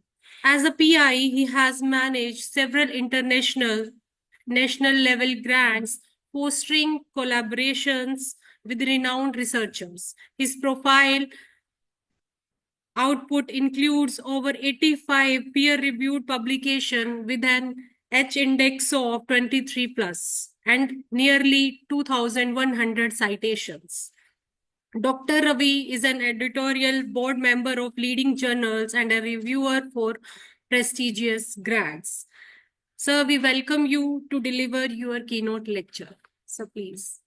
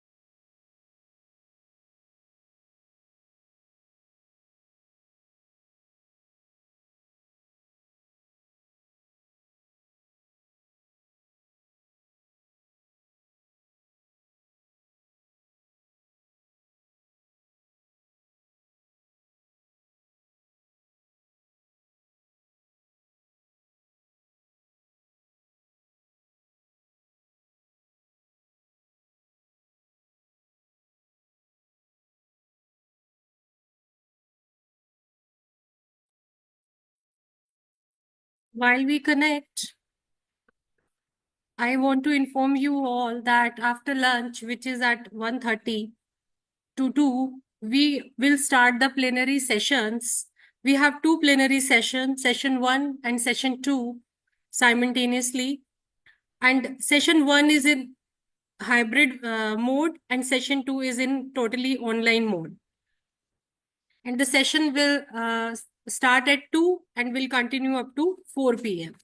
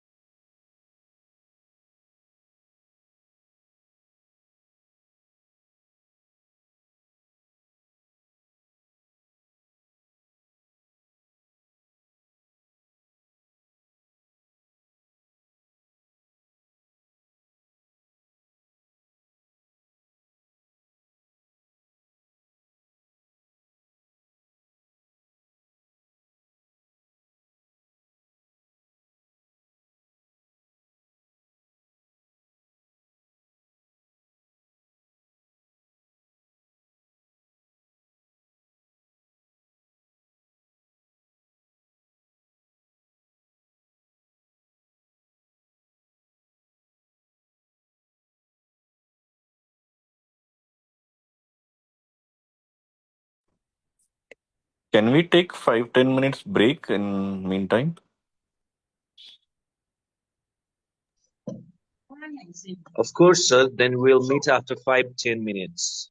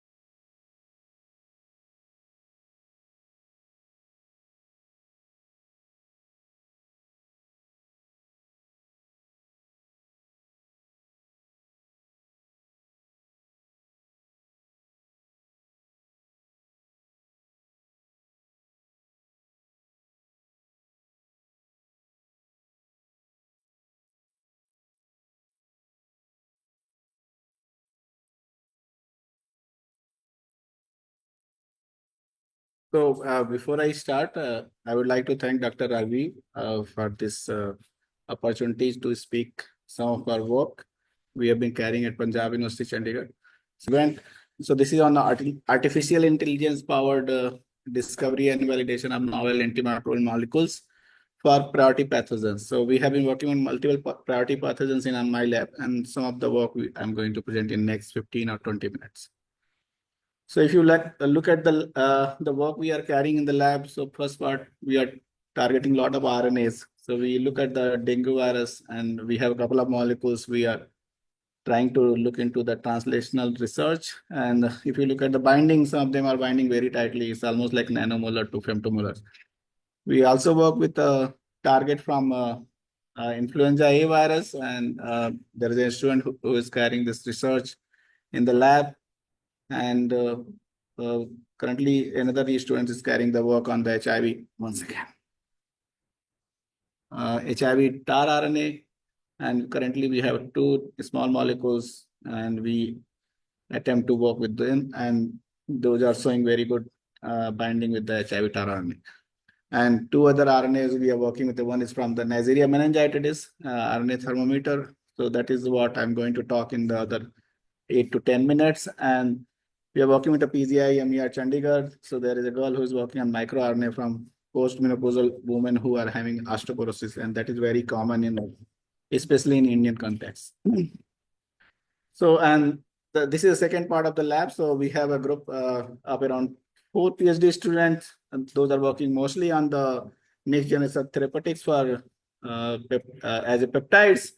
And these are targeting the priority pathogens. So initially I thought I'll present this work, but then it is very unfortunate that I could not.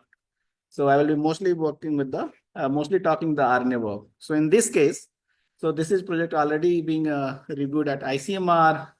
So we are designing 2 peptides. So peptides are polymer of amino acids. These are 2 different peptides. These are coming from the AI-based resources. We are using AI, and that is in collaboration with the UIT Punjab University.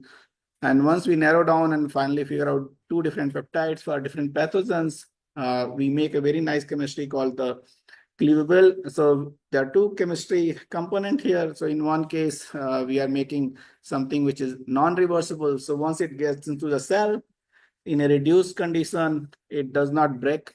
But then in this case, it is a reversible case. So once it gets into the cell, the both peptide, they basically cleave together and they work independently.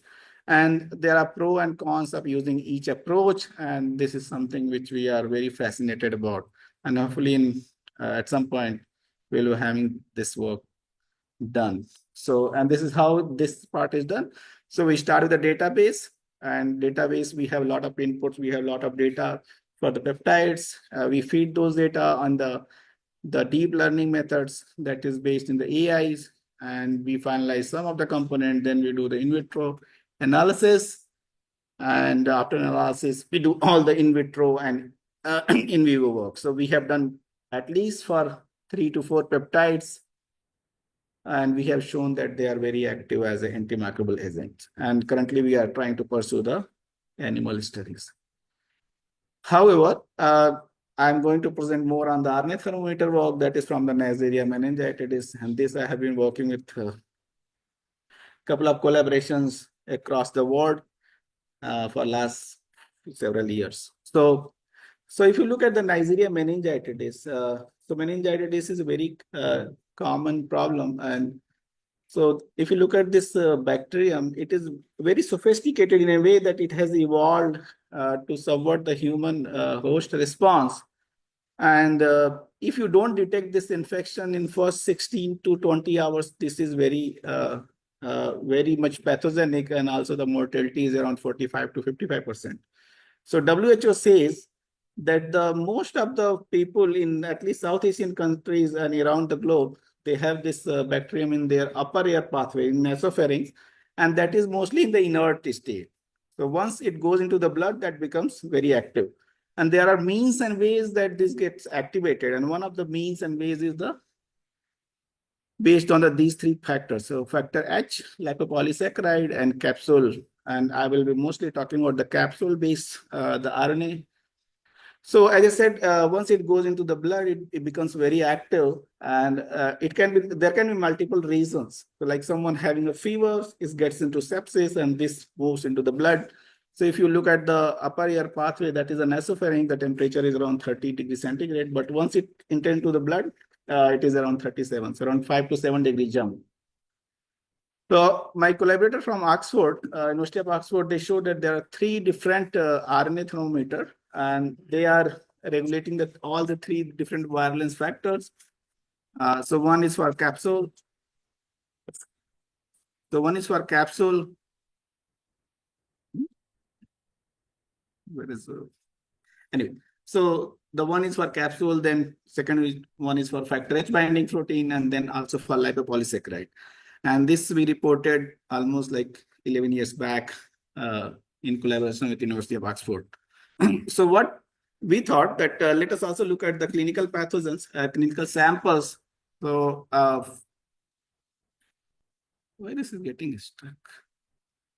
So in 5 out of 6 clinical isolates, we also showed that there is a mutation, not mutation, there is more like a deletion. So this is more like a stem structure of the RNA, that is 110 base pair. And in 5 out of 6 isolate, we showed that this is there is 8 base pair deletion which is happening.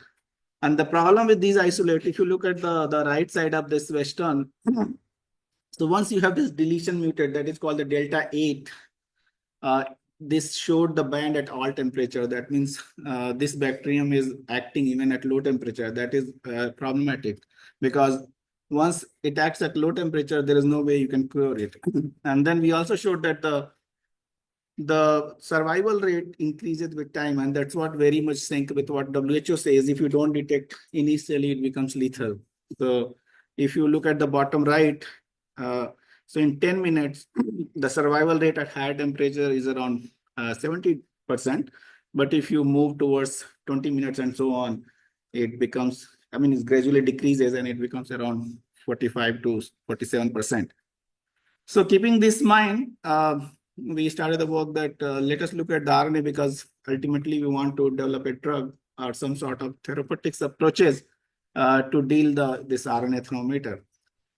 So before we develop the drug, you want to understand how the RNA structure works. And then once you get the structure done, you try to look into the different base pairs, how they move in the structure, and finally the drug development. Moreover, as I was told that I will be given 15 minutes, I won't be talking on the other 2 topics, the second and third, but I will be mostly covering the first. But if anyone has a question, I can take it. So the way we do the RNA transcription in the lab, we start with the DNA template, that is single stranded DNA template. It is having a T7 RNA promoter region. Then there is a RNA polymerase, which we use. And these things are done, everything is done in vitro in a test tube. And you keep it at appropriate temperature with NTPs, magnesium, and other things. So you get the RNA, and that is beautifully shown in the strum-like structure. But apart from RNA, you also get aborts and polyphosphates. And once you get these things, you basically run through the column chromatography or gel electrophoresis to purify it. We run the gel. So this is the urea paste gel, we call the denaturing gel, to look at the RNA, which we have optimized. And the blue boxes are the optimized conditions for this specific RNA. And these are 2 different RNA. One is the around 110 nucleotide long, that is the full RNA thermometer. Another one is around 68 nucleotide, that is a sorted one, the smaller version of this RNA. So this, as I said, that I will be mostly speaking on the capsule related thermometer. So this thermometer is around 110 nucleotide long, and it has 2 flanking in. So 5' is around 18 base pair, that is quite flexible and very similar. Similar things are happening at the 3' end. Excuse me. And then there is a top apical loop at the top, and there are some pulses and 2 8 base pair copies. And if you remember a couple of slides back, I said once 8 base pairs are deleted, it becomes lethal. So it becomes active at low temperature. So we understand that there is a huge importance about these 8 base pair copies, and it's identical copies. It's ACT, TCA, AT, and then followed by there is a RBS, ribosome binding site. And if you look at the low temperature, there is no protein expression in the Western, but if you go at 37 and 42, it expresses well. So we thought that we look into the structure. So we being an having expertise in NMR spectroscopy, we did the one-dimensional NMR just to look into it, how it looks. So look at the CSSA, it doesn't look very good. So we made a couple of modifications. One of the modification we made at the flanking end, because flexibility is not good for spectroscopy. So we remove those 2 flanking sides. And once you make those changes, the bottom one is CSSA2, and that is also on the right side. You will see that the spectra is very beautiful. It's assignable. And then just to cut the story short, we made the multiple changes. So for CSSA2, we made 3 different constructs for bottom one, for top RNA, and also to look into the middle one. And if you look at the, this is 2-dimensional NMR spectroscopy, it's called proton-proton nosy. If you look, they completely overlay on each other. And this gave the benefit for assigning. So this is the assignment of the 3 components. So it's a H1, H6, H8 prime walk. And this is how people have been doing the assignment. So we completed the assignment. Then we also completed the assignment for the fuller RNA, that is around 70 nucleotide. I mean, that is the core RNA which we are talking. And once you have the assignment, we also solved the structure. So structure was solved with RMSD of around 1.8 angstrom. But if you look at the structure, there are still some issues. There is a top, the opening or the bottom part, that is the 5' 3' part, the top part, they show some flexibility. And that is quite reasonable, because when we did the mechanistic studies, and that will also come in after a few slides. So we'll see that this RNA starts opening from top. That is called the rheostat mechanism. And that is why we keep saying that there is a flexibility which has to be completely understood before we go for drug development. So some details on the structure side, just to keep it short. If you look, there are 3 important reasons. There is also UU base pair reason, that is something called wobble pair. That is kind of one of the first time we reported in the RNA thermometer structure. And there are some interesting reasons like C43, which is flipping in and out. So we have been seeing that this is one of the important reasons when we started doing drug development. So these are all 3 important reasons where the small molecule or any peptide which we design can bind. And just to show that the structure holds the true value in itself, so the blue color in the third one, so the blue background one is the small angle X-ray map, and it shows that the structure quality is excellent. So once we solve the structure, structure doesn't hold any values unless until you look into the pathology. So this is the DNA fingerprinting, and in case this is a radioactive gel P32, and at each temperature we did this assay, and you can, so the broader bands suggest that the peaks are not base paired. So all the nucleotides are not base paired. So from this, if you see the top one is 5' end, the bottom one is 3' end. So top and bottom, they are always flexible because you see the broad is the very strong peaks. But if you keep increasing the temperature, you also see that there is some movement happening from the top apical loop. So we suggest that the RNA starts unfolding from top, and that is called, we suggest that this is a sort of rheostat mechanism. And we propose a model, how this works. So at low temperature, this is more like a banana or a stem-like structure. So there is no protein productions, and ribosome, it cannot go and interact with the Sine-Delgado sequence, which is the reason at nasopharynx it is inactive. But if you go into bloodstream, as soon as it enters to blood, there is a trigger in the temperature, and it starts basically unzipping or unfolding from top, and it gives the space for the ribosomes to bind.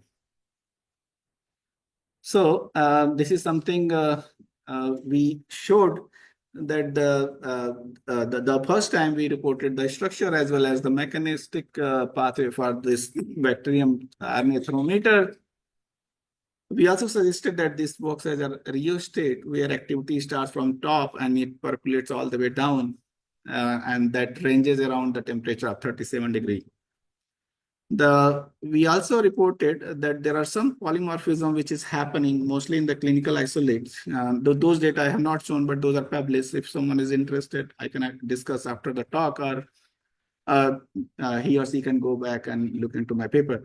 So we also reported that the SIPs, the single nucleotide SNPs, the single nucleotide polymorphism, they are more sync with the structure of this RNA thermometer. So this is another thing which, so now we have a full story, we have a structure, we have looked at the mechanism. So we thought, why not looking at the, I'm not sure if this will work. So there is a movie. So it's like a snapshot of the structure at 4 different temperature. So it shows the how the structure opens up. Let me see if I can play this one.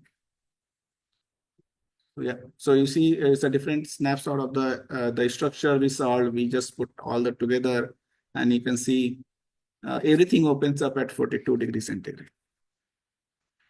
So as I said, I will only talk about the first section because I am told that there is a limited time. So what future prospect holds? So the RNA biology, especially in infectious diseases, we also went through the COVID a few years back. So we know that how important is the RNA viruses and RNA related biology. So integrated biology, so we can club together not only the molecular biology aspect, structural biology, we can also club the nanotechnology part to look into the whole system. There are a lot of RNA-based therapeutics we are trying to look into it, where we are creating drugs to target the RNAs, and also like Pfizer and Moderna, they have this vaccine which is based on the mRNA, and they use pseudouridine instead of uridine. So, and then RNA can be very useful if you are looking at the nanotechnology aspects, and we have been using RNA in diagnostic as well. This I will skip for a while. So just to give a message that RNA has been taught to be undruggable because of the flexibility. But if you look at the last couple of years approaches, people have been trying. In fact, there are big pharma who are spending millions and millions of dollars just to address the RNA-based therapeutics approaches. And obviously the people who are going to come in this field, they are going to make more sense of this. So this is almost at the end of my talk. So the bold section. So I have a good number of people working in my lab. So there are around 7 PhD students, 2 already graduated. So Simran is working on the microRNA based work on post-menopausal women. Poonam and Suraj, they are working on the RNA HIV TAR and RNA2B from HIV. Akansha just got graduated. She worked on RNA thermometer. Collaboration across the globe, starting from US to Karolinska Institute. And also I have recently I and Dr. Gopal visited Monash University in Australia for 1 month last year. It was an ICMR funded program, and then we work with them on the infectious biology. And I'm grateful to the funding agency. Almost everyone supported my lab for last 7 and 8 years. And these are the other students who have passed through my lab. And thank you very much.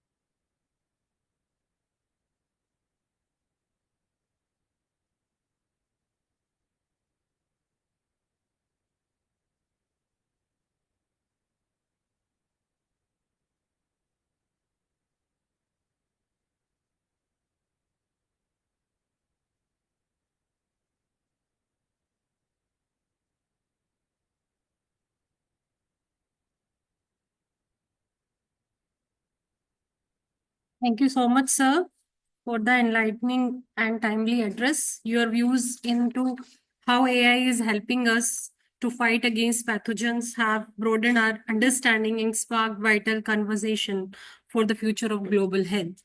Now, next we have with us Dr.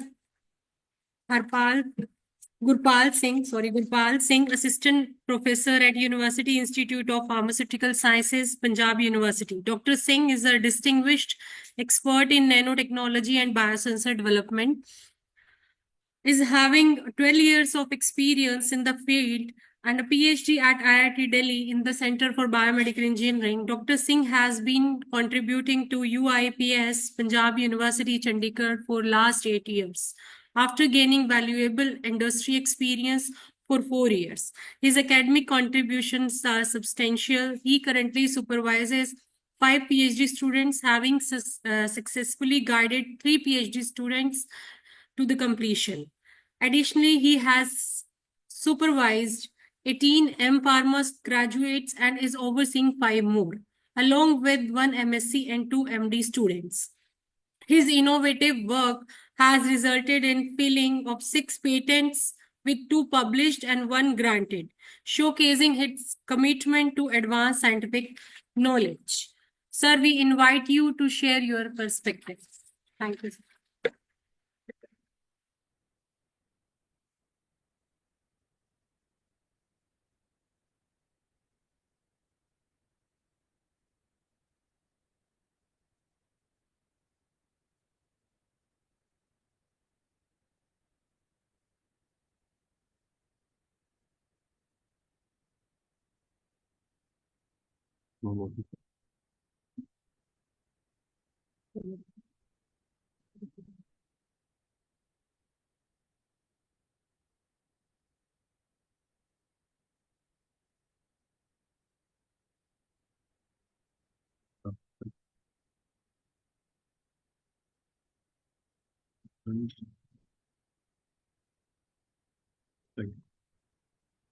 Thank you, madam, for my nice briefing, my nice introduction. Good afternoon to all of you. And before I start my presentation, so I would like to thank my friend Dr. Rajiv and other committee members for giving me this opportunity. So I'm here to present my I think the work what we are doing at a Punjab University. So as I told you, I'm working, madam briefing that already that I'm working on nanomaterials and nanotechnology. So I have been working in this field, smart nanomaterials and medical devices, particularly for bioimaging and biosensing. So this bioimaging, biosensing, they facilitate the understanding of your biological and pathological processes in the living systems at the molecular level, and has a great importance in the understanding of accurate diagnosis and in the treatment of various diseases. So therefore, in this situation, these nanomaterials, so we are developing these nanomaterials in the visible to near infrared region are particularly interesting because they have the capability to perform superficial and deeper biological sample imaging. So similarly, drug delivery and therapy, they're another your emerging paradigms in the field of theranostics and your nanomedicines. So where you can do treatment and detection simultaneously. So nanotechnology, I hope everybody know this.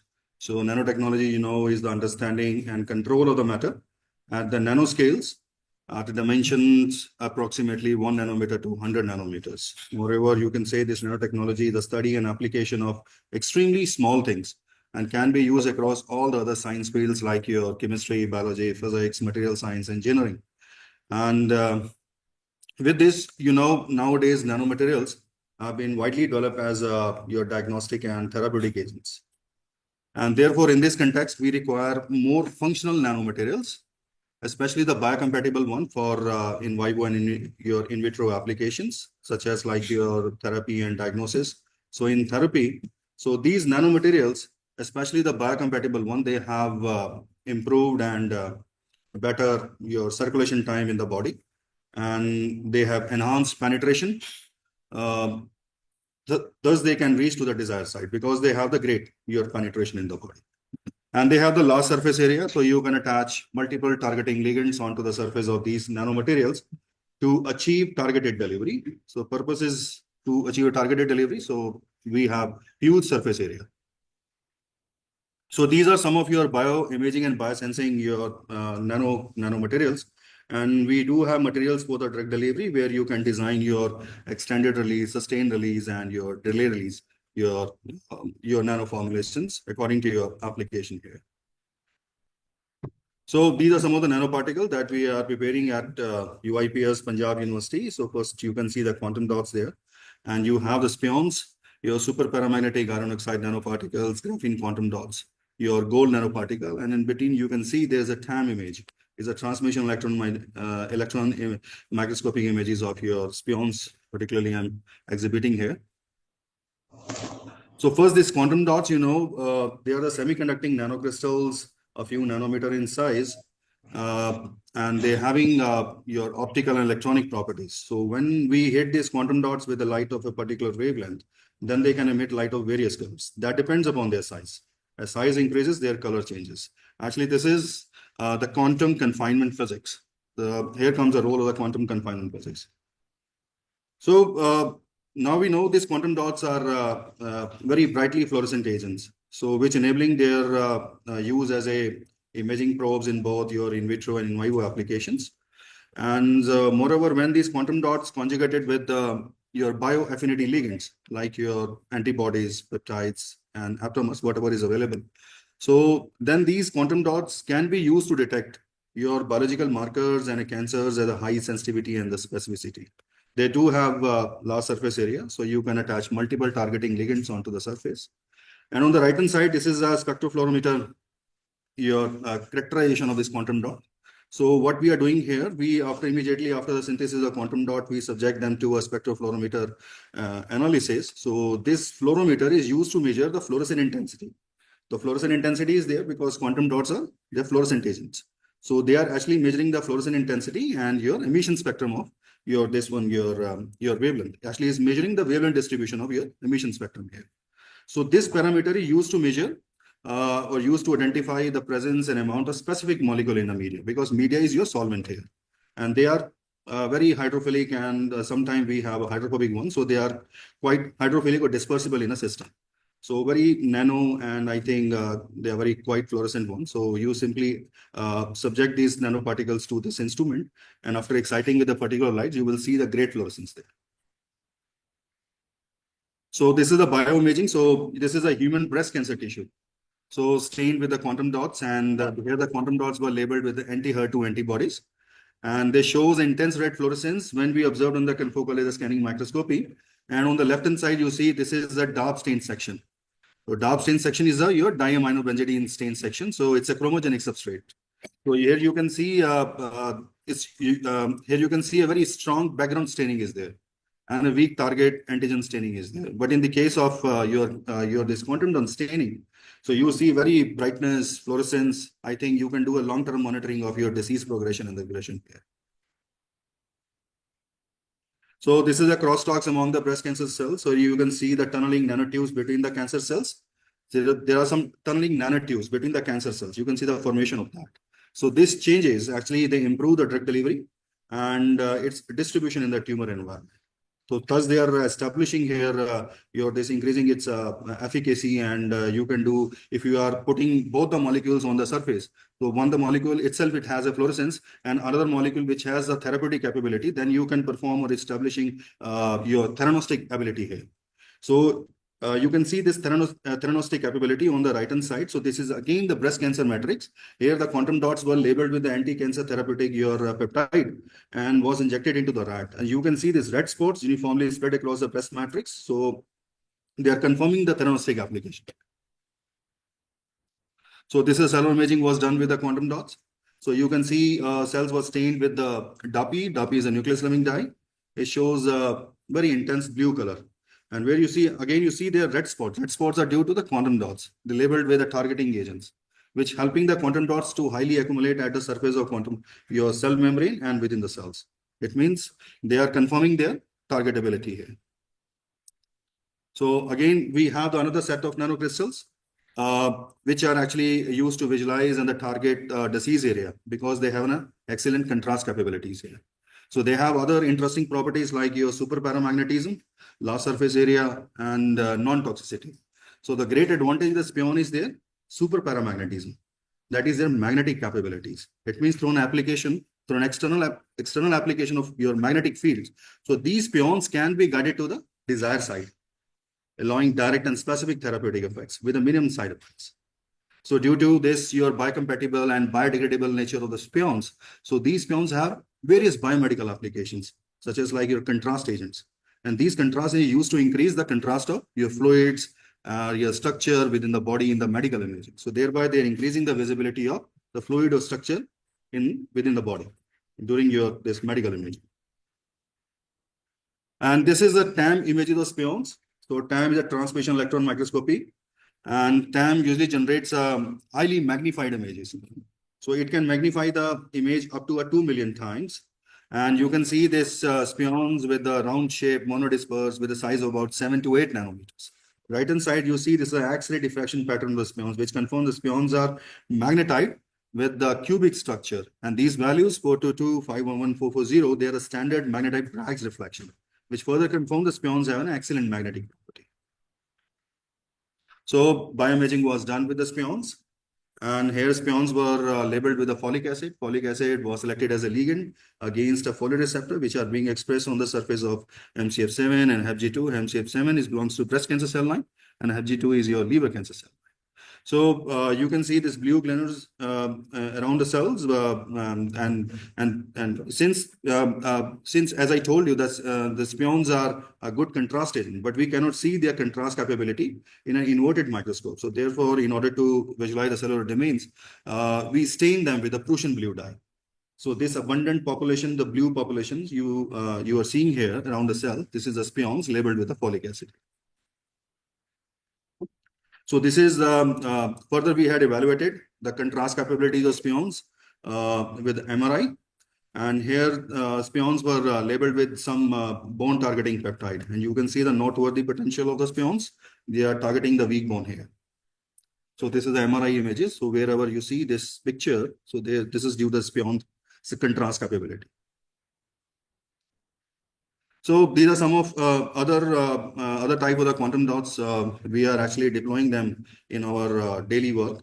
So this is the graphene quantum dot. So here the graphene quantum dots were labeled with the folic acid and along with the biosurfactant. Biosurfactant was obtained from Candida parapsilosis. It's a anti-cancer. So actually we were here to assess its anti-cancer capability. So therefore we adhere on the surface of the graphene quantum dots. So you can see this green fluorescence or something, a blue fluorescence, bluish green type of the fluorescence. This is due to graphene quantum dots around the cells. And at the bottom, this is the apoptosis. Apoptosis is bringing back the natural demise in the cell. So here the PLAPG nanoparticles were loaded with the same biosurfactant one obtained from the Candida parapsilosis. And you see this green fluorescence. Green fluorescence is due to Nexin-5, and it occurs when cancer cells transforms into a normal cells. So they release phosphatidylserine, a marker of the apoptosis. So when this your Nexin-5 meet this your phosphatidylserine, it shows a green color. So after excitation, light of particle wavelength, because it's a di one and it has affinity to phosphatidylserine. Again, the PLAPG nanoparticles were used, and here PLAPG nanoparticles were loaded with NUPCP9. NUPCP9 is BCL2 inhibitors.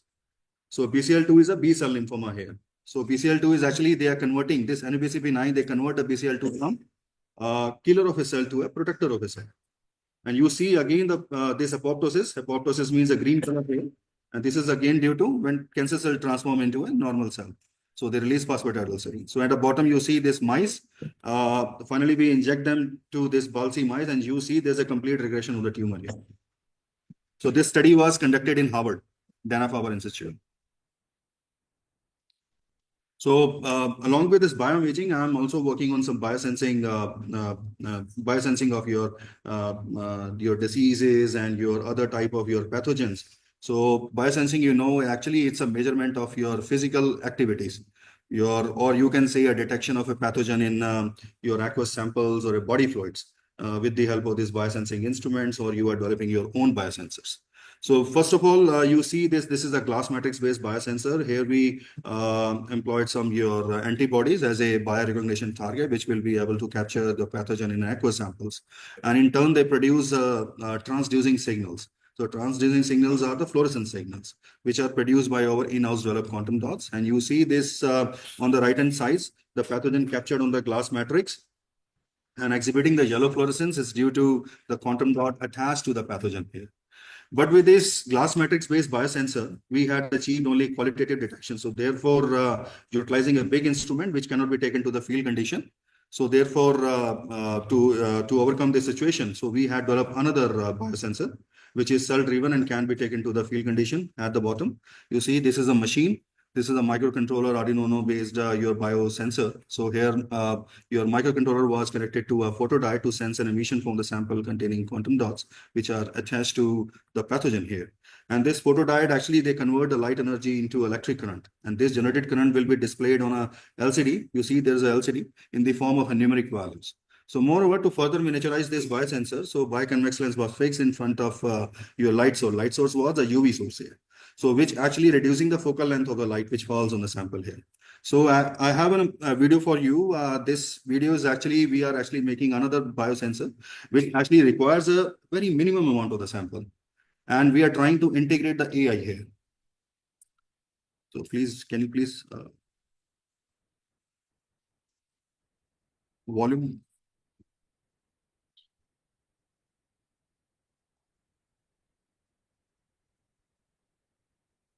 It's speaking something.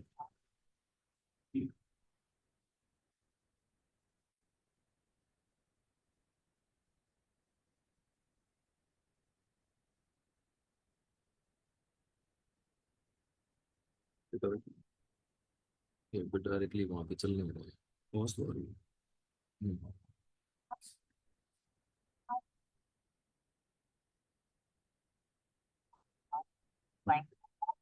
nanometers.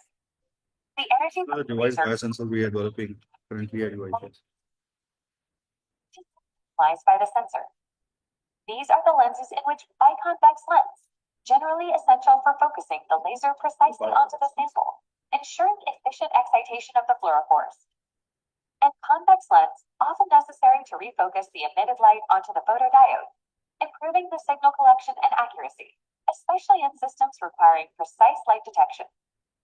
LCD screen we are using here to display the process data from the ESP32 microcontroller. ESP32 microcontroller mainly controls the operation of the entire biosensor system. The ESP32 can be used in fluorescent biosensors for real-time data acquisition, processing, and wireless transmission. Its integrated Wi-Fi and Bluetooth capabilities enable remote monitoring and control. With multiple GPIO pins, it can interface with sensors, LEDs, and other components. Its low power consumption and programmable features make it ideal for portable and efficient biosensor systems.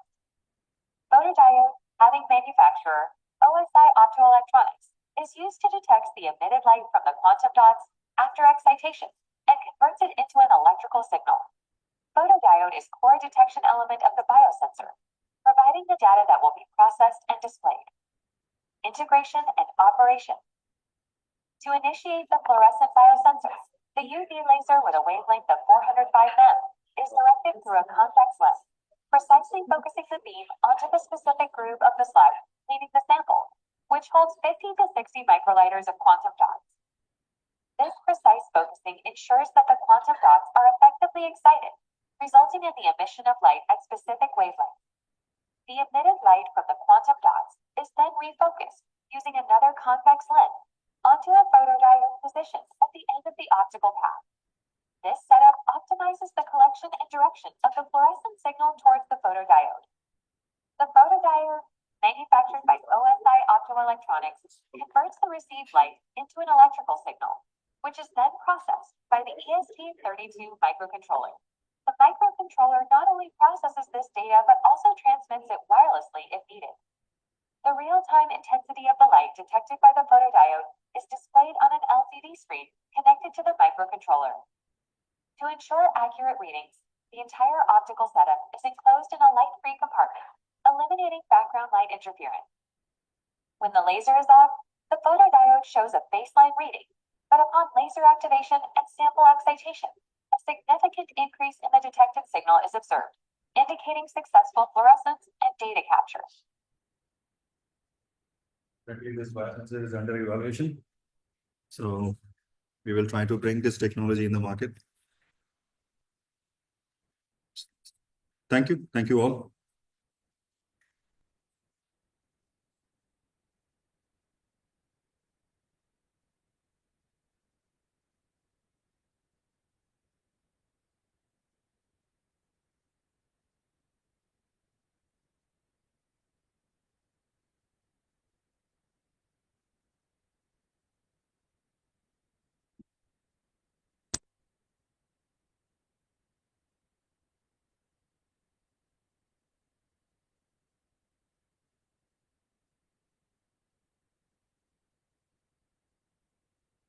Thank you, sir, for the compelling lecture. Your insights to nanomaterials for bioimaging and biosensing have illuminated the profound possibilities at the intersection of nanotechnology and biomedical innovation.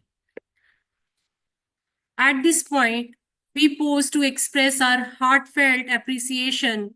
Let us now felicitate our distinguished guest whose presence today enrich this event and honor us deeply. Please join us in applauding their contribution as we present tokens of gratitude.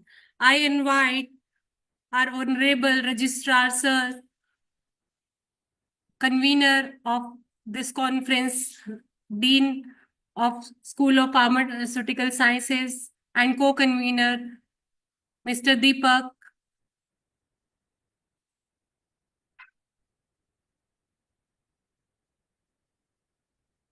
I also invite Dean of Applied Sciences, Dr. Richa, HOD, Department of Commerce, Dr. Kamalpreet Kaur, to felicitate our distinguished guests.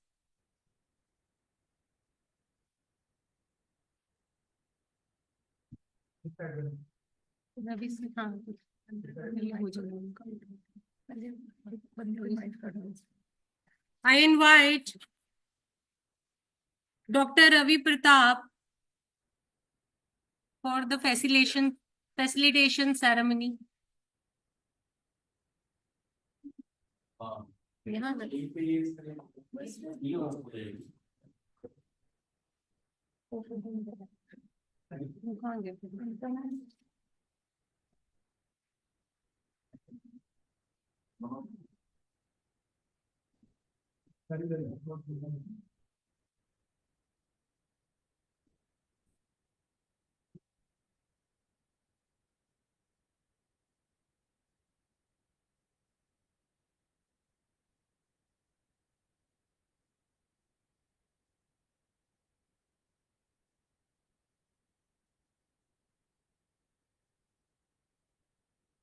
Thank you, sir, for your valuable time. Now I invite Dr. Gurpal Singh.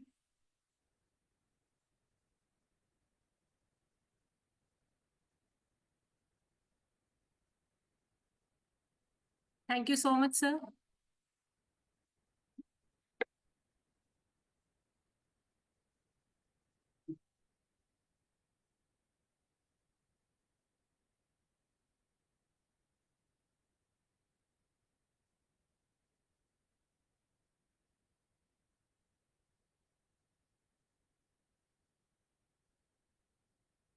Thank you, sir, for your valuable time.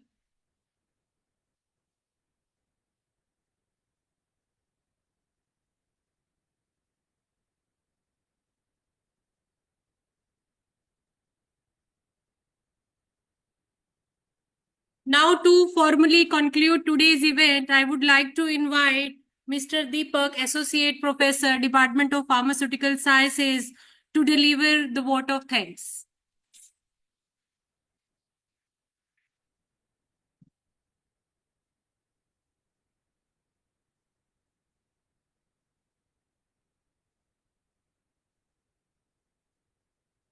Good afternoon, everyone.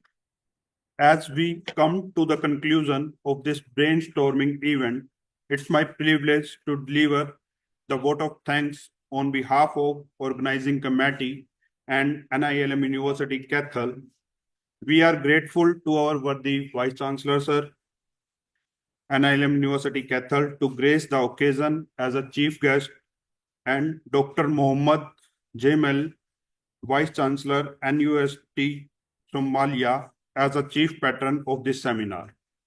I also thanks to Dr. Rajiv Dahiya, Registrar, NIILM University, Kaithal, and Dr. Ing Mumin Jafar, NUST Somalia, as a chief guest of honor.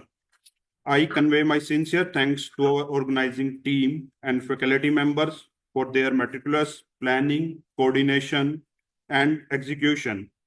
We are also thankful to our participants, delegates, presenters for their active participation. We also extend our thanks to the session chair and coordinators for their assistance in the conducting of plenary lectures. We wish a good evening to all. Thank you. Jai Hind, Jai Bharat.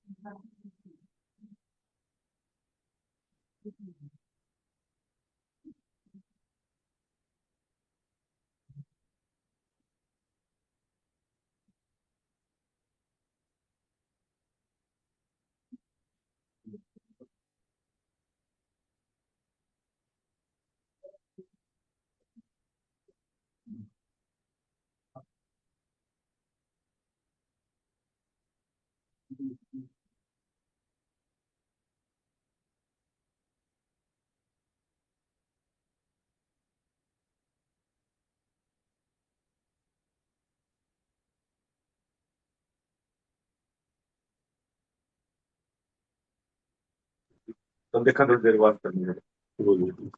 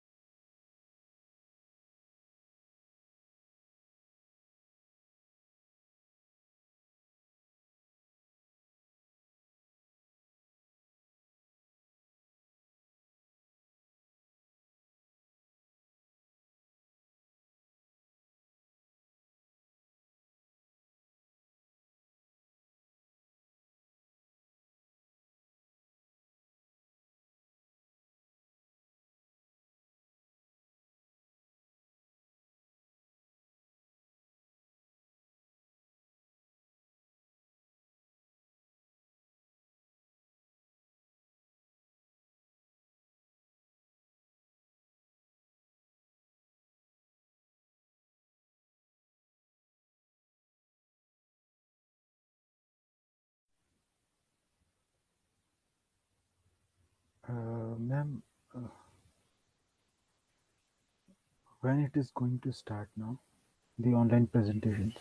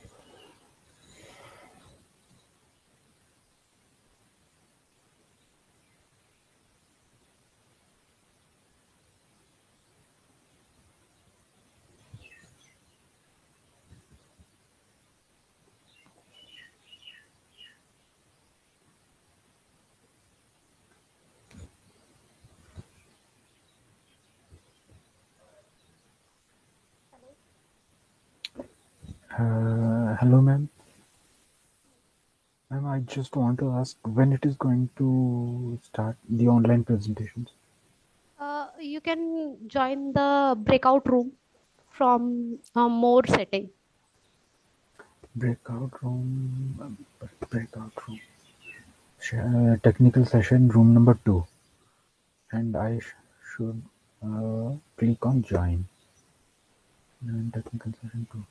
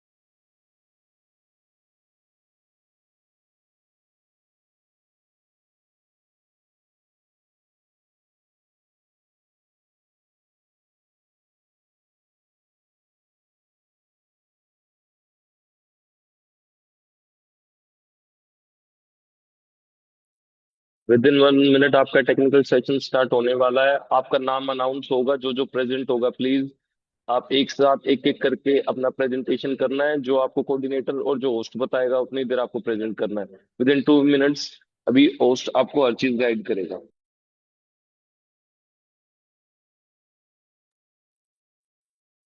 Thank you, sir.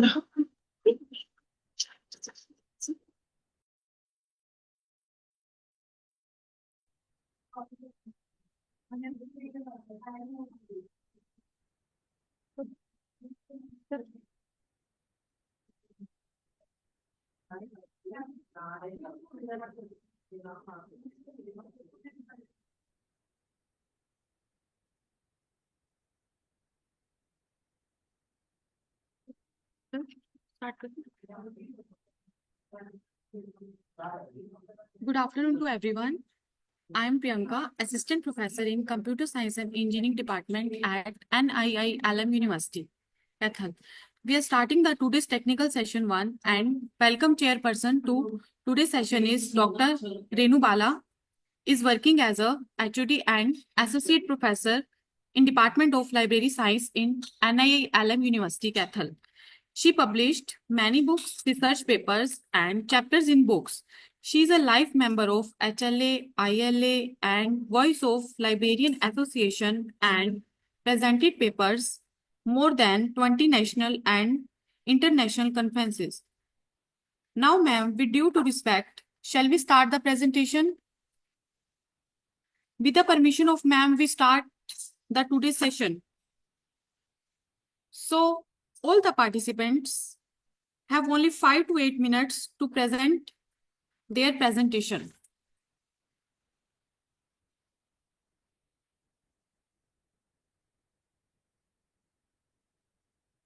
Now we will start from our first participants, Dr. Kamalpreet Kaur. Yes. Ma'am, please present your presentation.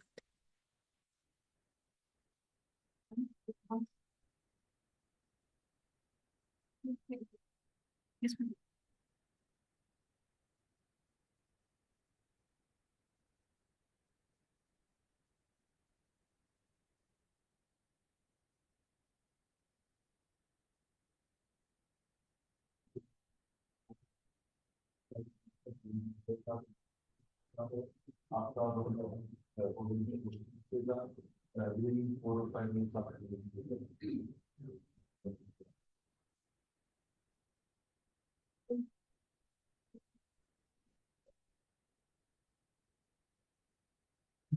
Good afternoon, everyone.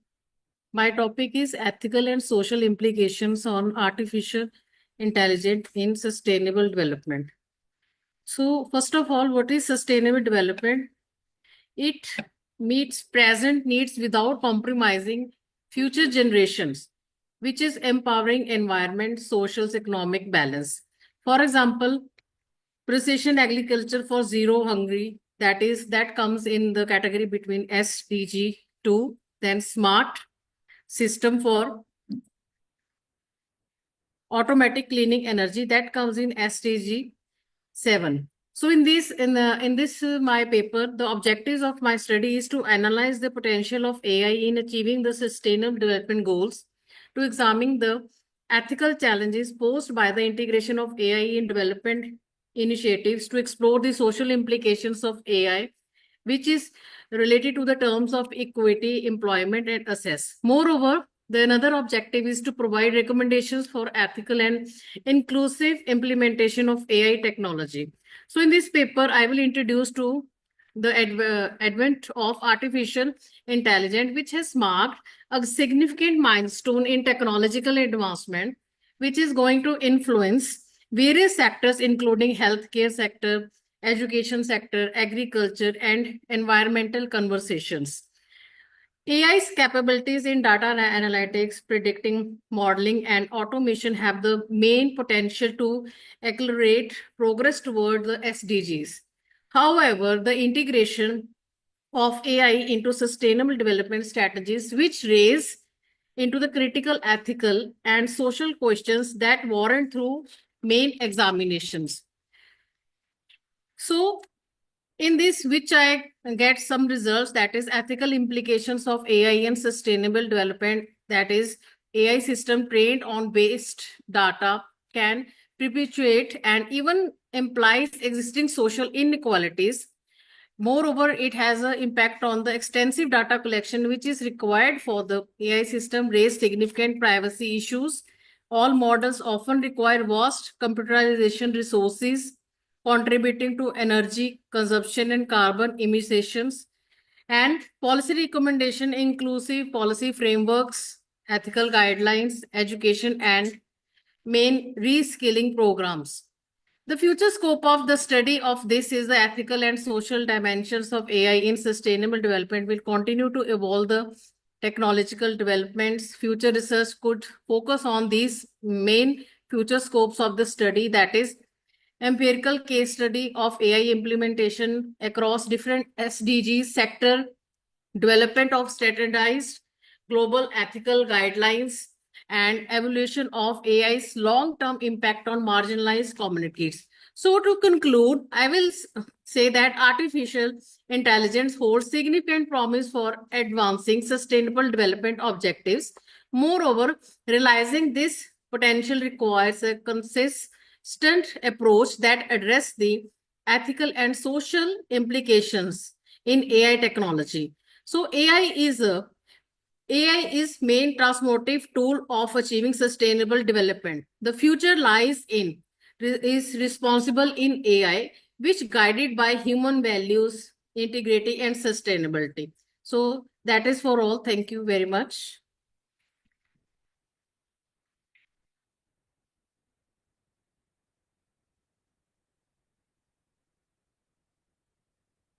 Nice explanation, ma'am. Any student have any question? Okay.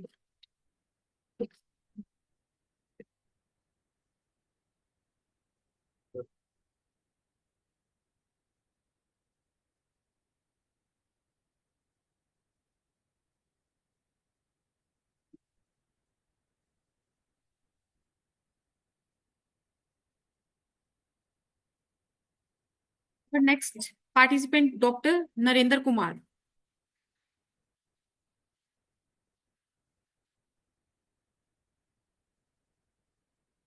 Digital संसाधनों के माध्यम से संस्कृत शिक्षण में नवाचार.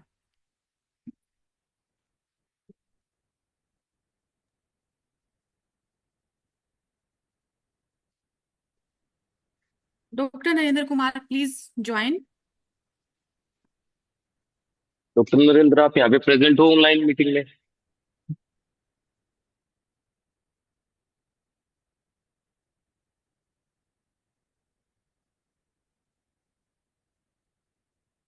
Okay. Next, Dr. Rahul Singh.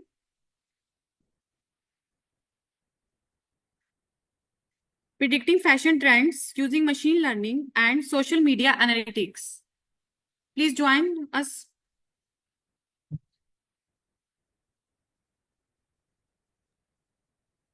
Rahul ji, आप meeting में present हो?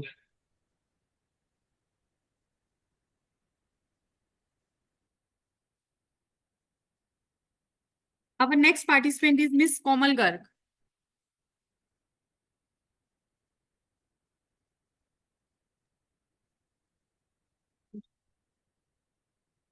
Ma'am, please join us.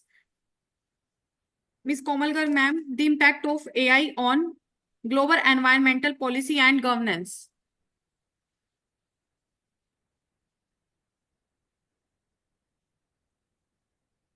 Komal ji, आप मीटिंग में प्रेजेंट हो?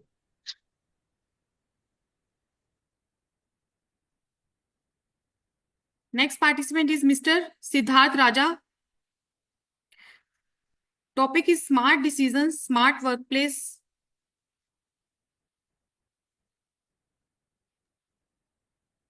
मिस्टर सिद्धार्थ, आप मीटिंग में प्रेजेंट हो? It is requested again mister Siddharth.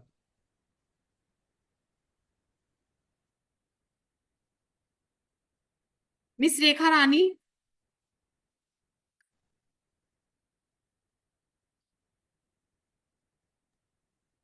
Miss Rekha Rani from mathematics department, आप मीटिंग में प्रेजेंट हो? मिस रेखा?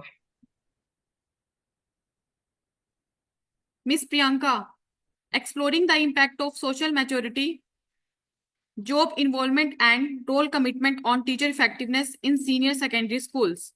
Miss Priyanka.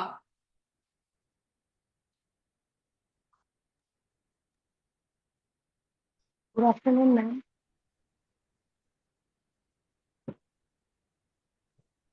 प्रियंका जी, आप अपनी पीपीटी शेयर करना स्टार्ट करें और आपके पास विद इन 5 मिनट्स है, उसको अच्छे से एक्सप्लेन करें, और जो हमारे सेशन चेयर के हेड है वो आपसे एट द एंड कंक्लूड करेंगे, क्वेश्चंस पूछेंगे। आप स्टार्ट करें स्क्रीन शेयर करना। सर वो मेरा ना टॉपिक चेंजेस हो रखा है, ये दूसरा टॉपिक डाल रखा है। कोई नहीं, आप जिस आपके पास जो टॉपिक प्रेजेंट आप उसको शेयर करें। पीपीटी आपके पास प्रेजेंट, मैम उसको स्क्रीन शेयर करें।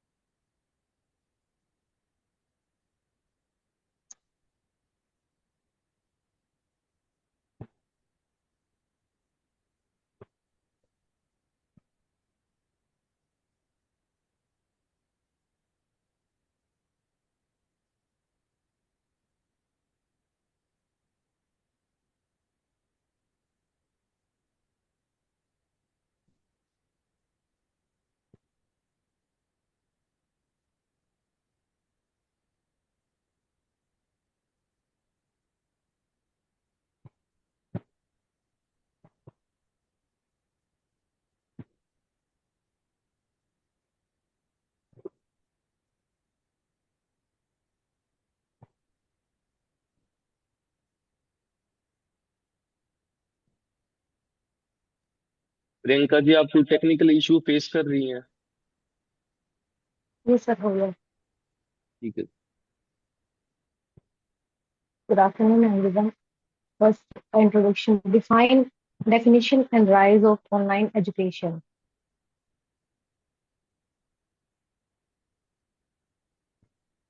Excuse me, sir. The rapid march of technology and the rise of digital communication have dramatically reached the numerical field, and education is certainly no exception. Second is role of technology and internet accessibilities. Platforms such as Coursera, edX, Udemy, and Khan Academy have launched massive open online courses (MOOCs), expanding access to knowledge for individuals. The third is COVID-19 as a turning point. The COVID-19 pandemic was a game changer in the area. It acted like a spark that ignited widespread adoption of online education. The next one is signification of the study. Changing educational landscape, need for flexible and inclusive learning. Number third is impact of students, educators, and institutions. The next is key opportunities, accessibilities, education available anytime, anywhere. Flexibilities, self-paced and personalized learning. Cost-effective, reducing travel, accommodation, and material cost.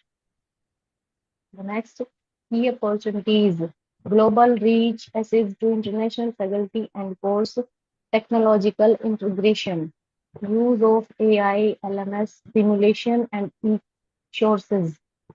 Major challenges is digital divided, equality in access to device and international lack of interaction, limited face-to-face engagement. And third is quality control, varying standards of content and instructions. Major challenges, technical issues, software, hardware, and platform failures.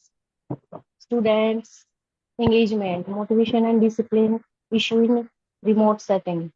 Lack of Interaction, psychology and social impact, feelings of isolation, increased screen time and mental fatigue, role of educators and institutions, need for teacher training in digital tools, institution support for infrastructure and contact, assessment reforms for online shopping. Way forward, bridging the digital divide, blending learning as a sustainable policy support and investment in educate. One second. Now, conclusion, online education is here to stay. Opportunity can be maximized by addressing challenges. Collaboration among stakeholders is key. Thank you. Sir.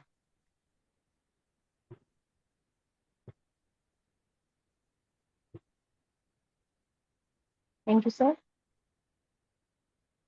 Hello.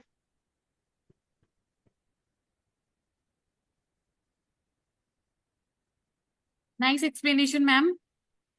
Thank you, ma'am. May I Thank go you, now? ma'am. Yes, ma'am.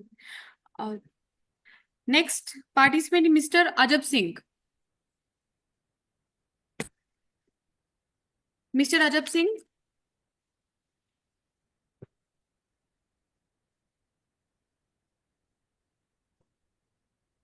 Excuse me, ma'am. May I leave?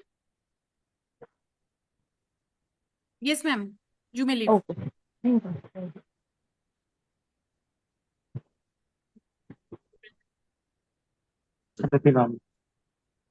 Ajab Singh आ रहे हैं पूरा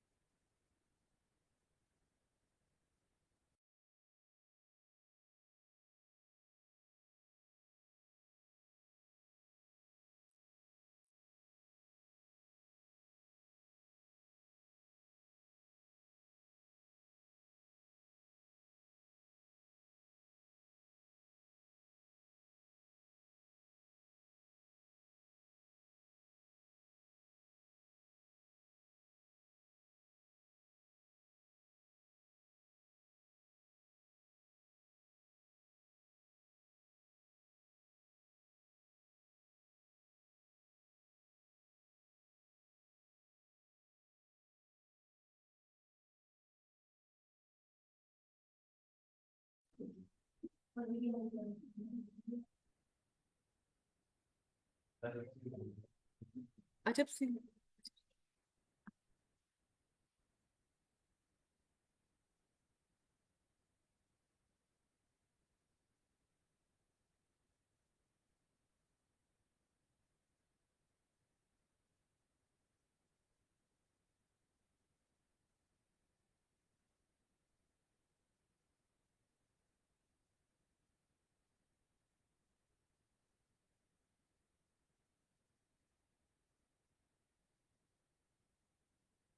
Mr. Ajab Singh, please present your presentation.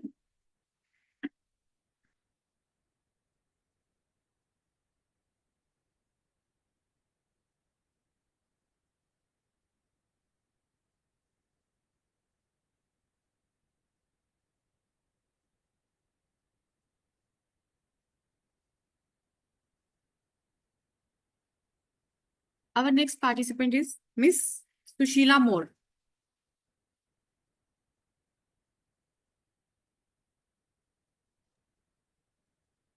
Sushila जी, आप present है meeting में?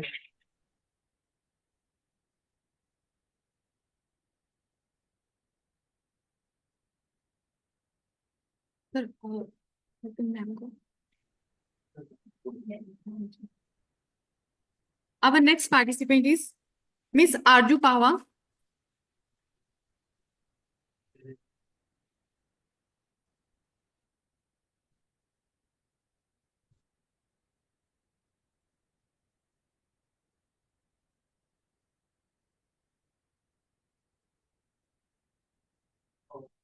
ये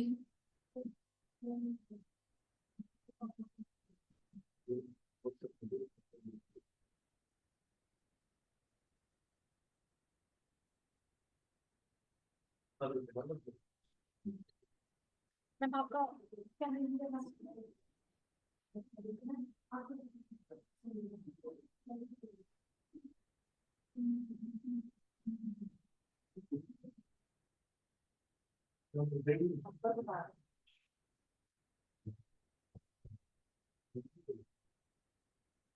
Miss Son Kiran Sharma, please present your presentation. Ma'am, please come. Thank you, ma'am. मेरा आज का टॉपिक है transformative potential of AI and accelerated technological advancement in driving sustainable development. Biologic सब theme है biotechnology and synthetic biology of sustainable development.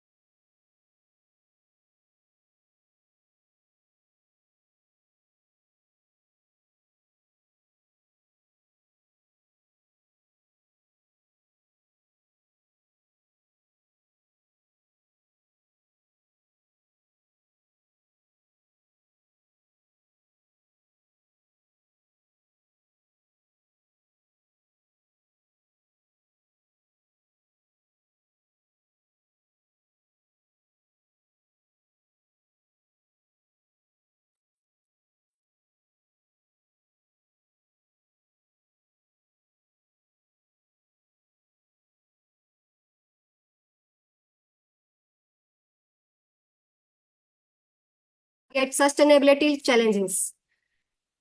Transformative potential of AI in sustainable development. AI encompasses a range of computational techniques such as machine learning, deep learning, and natural language processing, empowering system to learn pattern, make decisions, and optimize processes.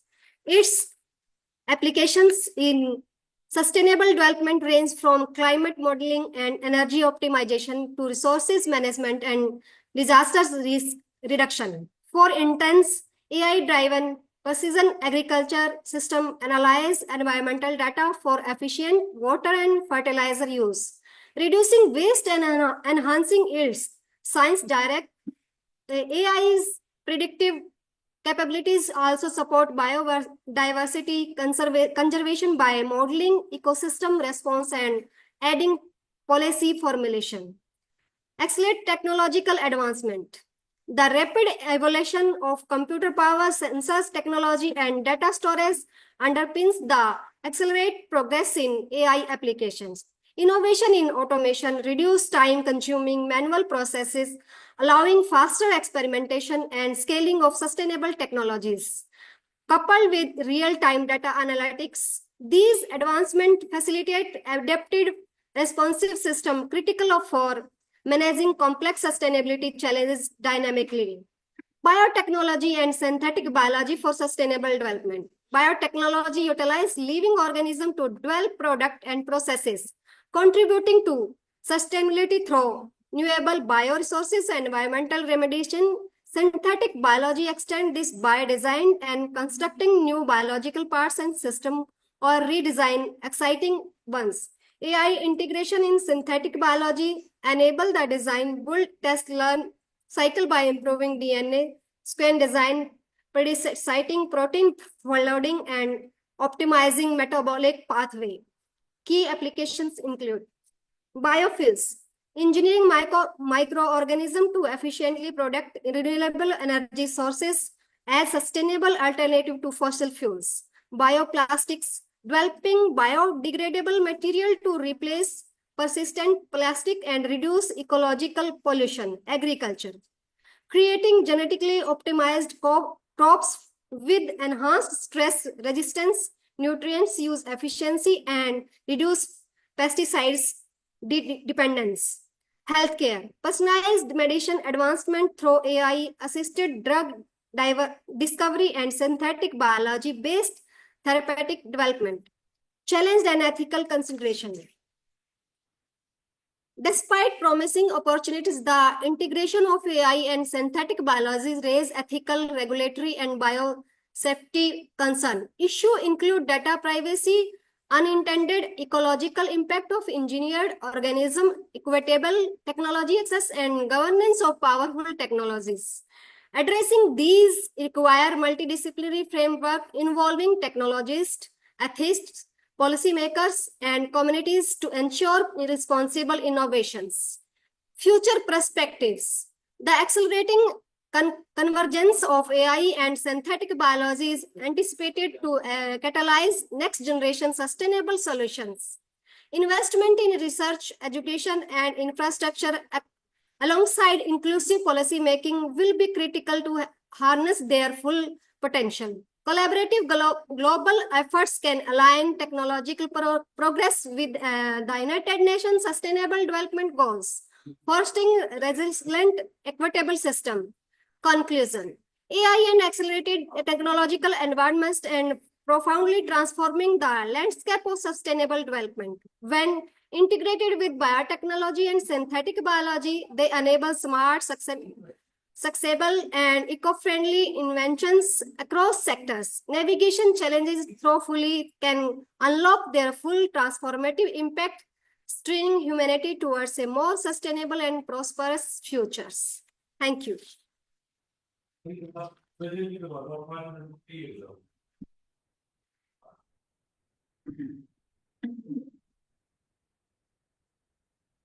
Thank you, ma'am. Nice explanation.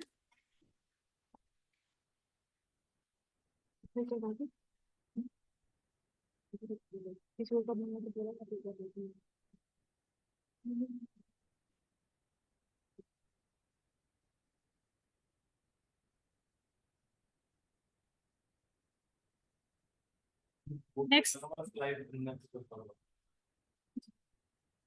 Next participant is Arju Pava. Ma'am, please present.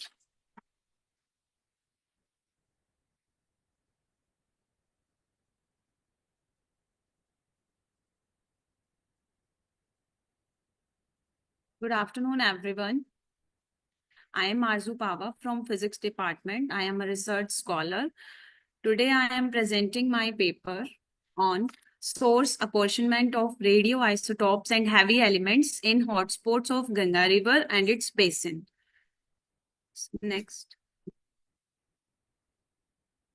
So I will cover the introduction about Ganga River, sources of heavy metals, how heavy metals enters in the river, and the method which I have taken for this research, instrument that I did experiment, and what should be the strategies so that we can improve that heavy metal pollution.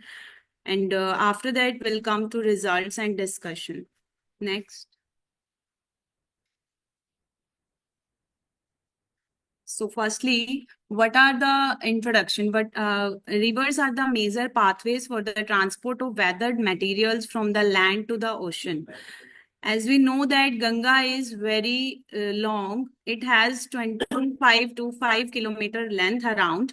It is the 30th longest river in the world. It has a catchment area of 86.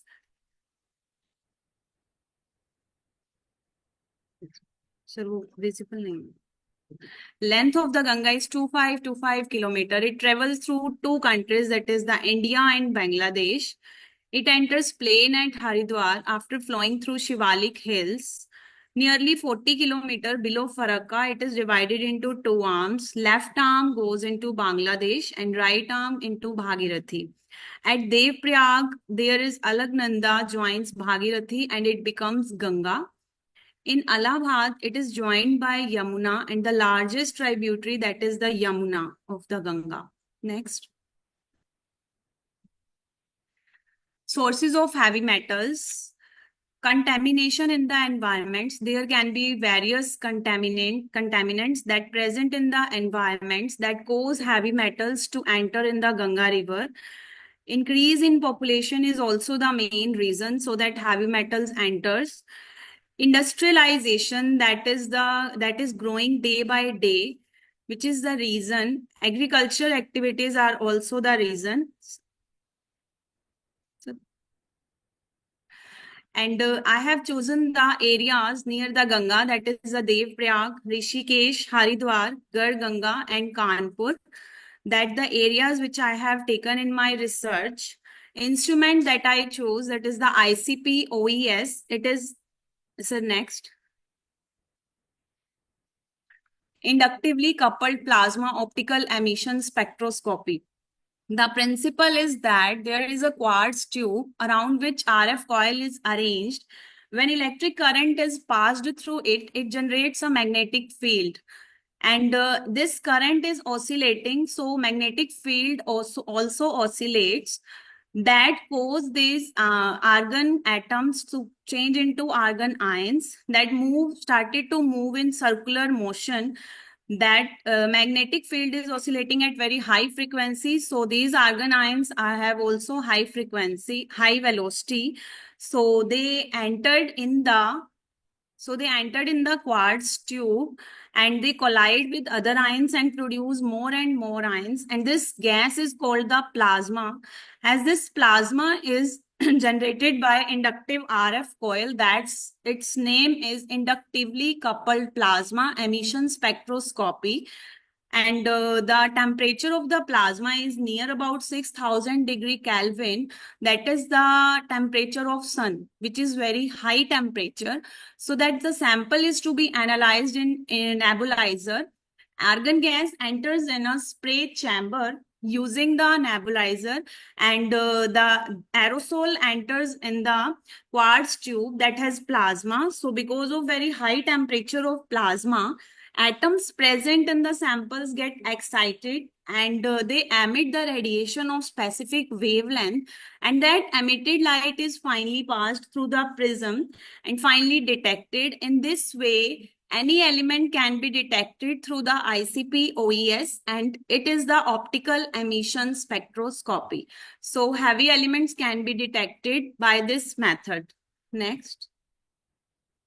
So my report is that I have taken the elements which recognized in this report, that is the iron, lead, cadmium, zinc, chromium, and copper.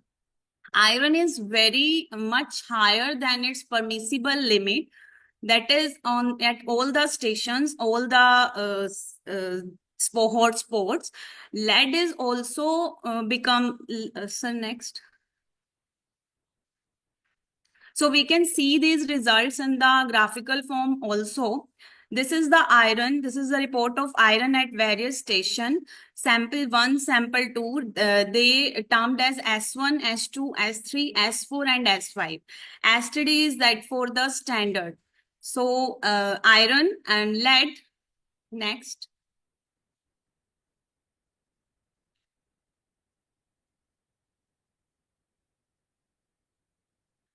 Cadmium and zinc.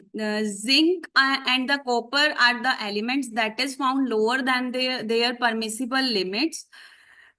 Chromium is also higher than its permissible limit. Next. So how we can improve this heavy metal pollution?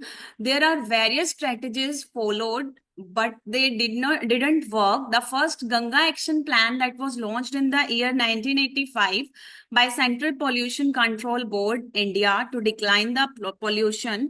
Their main objective was to don't allow the pollutants to reach to the river and enhance the water quality. In the same way, there was Ganga Action Plan. Second was also implemented by the government to clean the river, but they failed and the quality of Ganga river kept deteriorating. So we should also keep in mind that we should not enter any contaminants into the river. Periodic monitoring and evaluation mechanism along with the continuous sampling is also needed. Each individual must understand their role for protection and prevention of the Ganga river. Regular monitoring and strict law implementation is also a way for enhancing the water quality. Next. So these are the results. That study reveals that iron, lead, and cadmium are found higher than the permissible limit. Zinc and copper was within the prescribed limit at all the stations. Chromium was more than the standard limit at S3 and S5. So tanneries and industries are the main responsible for discharging of chromium into the river. Besides of tannery, also there are lots of small and large dyeing industry which are responsible. Manufacturing units, compounds of metal like chromium, lead, and cadmium in the city directly discharge their effluents into the Ganga river. So these are my references. Thank you, everyone.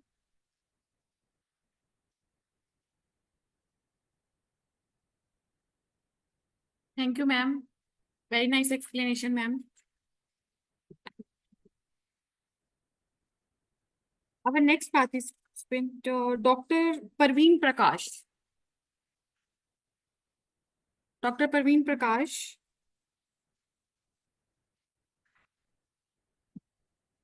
Next. Okay.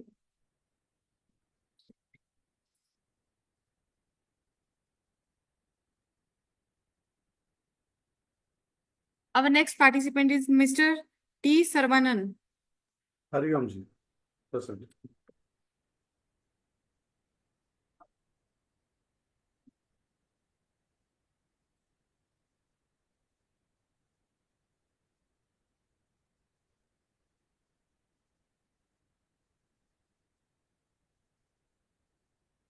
Hariom.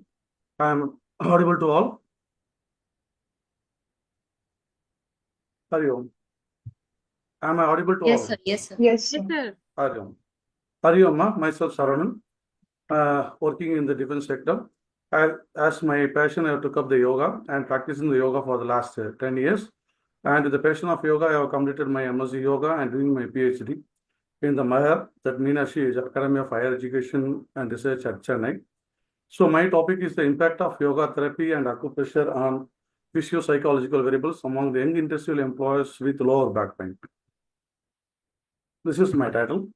Introduction to the lower back pain. The lower back pain is nowadays a mass phenomena where the 60 to 70%, even the lower back pain comes in the age of the teenagers, and it expands and about 90% in the above 50s.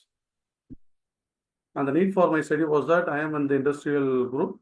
So I felt that during the young ages, the young chaps, they work in heavy loads and they don't take care of their body, which leads to the surgical conditions around the age of 45. So I just want to prevent this by educating them and developing the yoga in them such that they give a good and healthy, prosperous life after 40s. My inclusion criteria is between the 20 to 35 years and the male and not the females. And my exclusion criteria are with the medical surgeries and other complicated cases and the females. So for this study, I have taken a sample of 3 groups, that is experimental group A with yoga, experimental group B with yoga and acupressure, and the third group, that is the standard group, which doesn't give anything. So I have made post and pre-studies and the data collections for the samples for ABC before and after, and that has been compared with paired teachers and unpaired tests. This is my working system. And for the yoga pattern, that is a group A, I have given that yoga with various yoga asanas, that is a time schedule of 1 minute, which comprises of 5 minutes for chantings and 10 minutes for loosening exercise, 15 minutes for asanas, and 15 minutes for pranayamas, and 15 minutes for the acupressure. So there are 2 variables, 2 groups, one group given only the yoga and another group given yoga with acupressure. So there are many variables which are taken up for this study, but particularly for this presentation, I have taken the back pain and the lower back functional facility for the 14 groups. For this, we have done the endurance test also. And based on that, data analysis has been done. And this 14 plus 14 plus 14 has been given the exercises daily 1 hour from 4 to 5, weekly 5 days, and for the 12 weeks. And based on the statistical data taken, so there's analysis has been made, and the normality test, the test of Sparkovic test as shown in the table 1 indicate that lower back pain and functional capacities of 3 groups for normal. Please come on objectives. Yes, sir. Sir, objectives already explained, sir. This is what is the aim of the study, and I have taken the statistical data, and this is my result. And with the result, I came to know that there are 3 groups, that is the A group, B group, and C group. A group is with yoga with acupressure, and B group with yoga, and third with without any implication of yoga or acupressure. They are normal with allopathy medicines.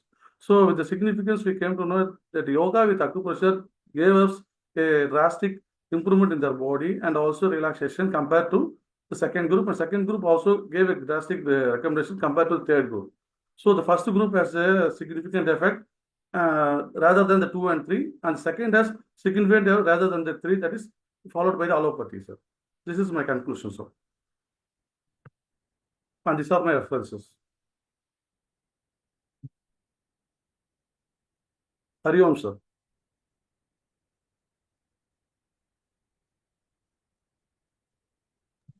Thank you, sir. Thank you, sir. You can leave, sir. Yes, sir.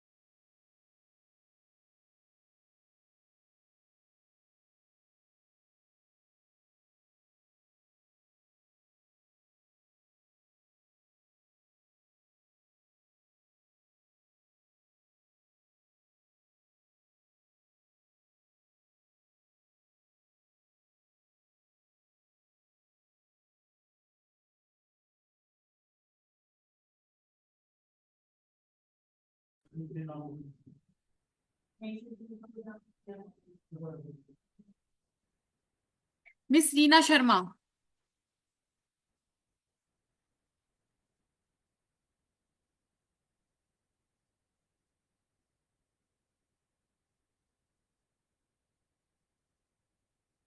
Mr. Surinder Singh.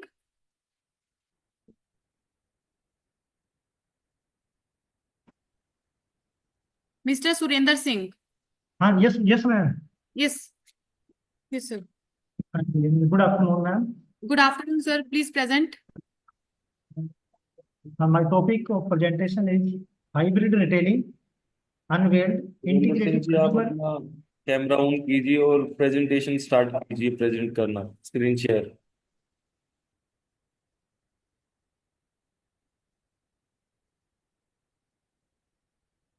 हाँ sir, कर रहा हूँ sir, हो नहीं रही share screen. Try करिए sir, होगा। हाँ जी,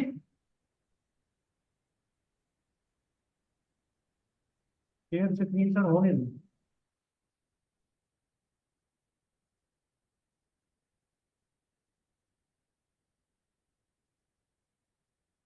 Hybrid retailing unveiled, integrating consumer experiences across online and offline platform.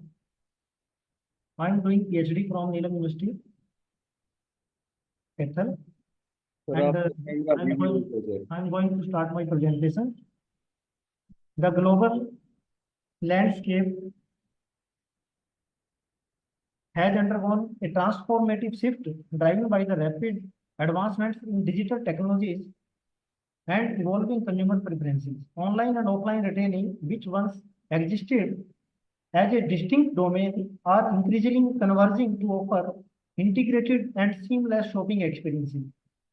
While online channels provide convenience, variety, and pricing advantages, offline retail remains relevant for its experiential value and human interactions and immediate product availability. The emergence of hybrid or omni-channel retail models seeks to combine the strength of both formats of retailing to cater the diverse consumer consumption and expectations. This study investigates consumer preferences, satisfaction level, and behavioral patterns associated with the online, offline, and hybrid shopping channel modes. A structured questionnaire was administered to 200 respondents to gather the primary data supported by the secondary data sourced from the scholarly literature. The findings reveal that although online retail is the most preferred mode of shopping, however, hybrid shoppers report the highest level of satisfaction, which is highlight the growing appeal of integrated retail experiences. The results of ANOVA further confirm the significant difference in the satisfaction across the three shopping formats. The study concludes that hybrid models represent the future of retailing, offering both convenience and assurance. However, retailers must address challenges related to the data privacy, inventory synchronization, and logistics to fully leverage omni-channel potential. The paper offers meaningful. Surendra ji, Yes, sir. Sir please come on conclusion sir. Okay, sir. The person. Okay, sir. I will come to the conclusion.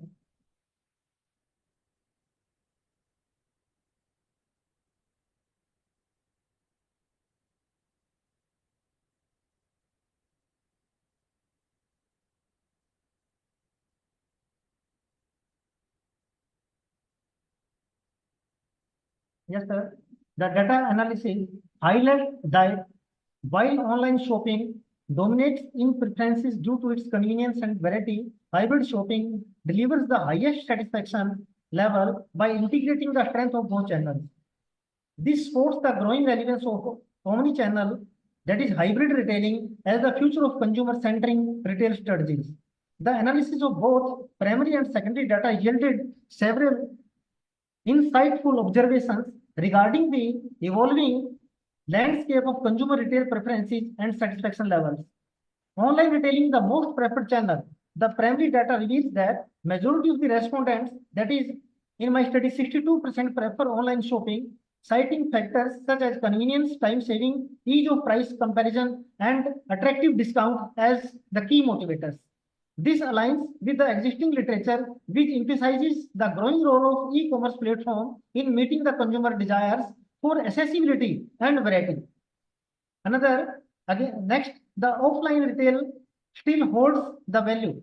Despite the popularity of the online channels, in my study, 25% of the respondents continue to So, sir, favor please offline conclude, shopping, sir. especially for product categories where the tactile assessment, instant acquisition, and human interaction are the important factors.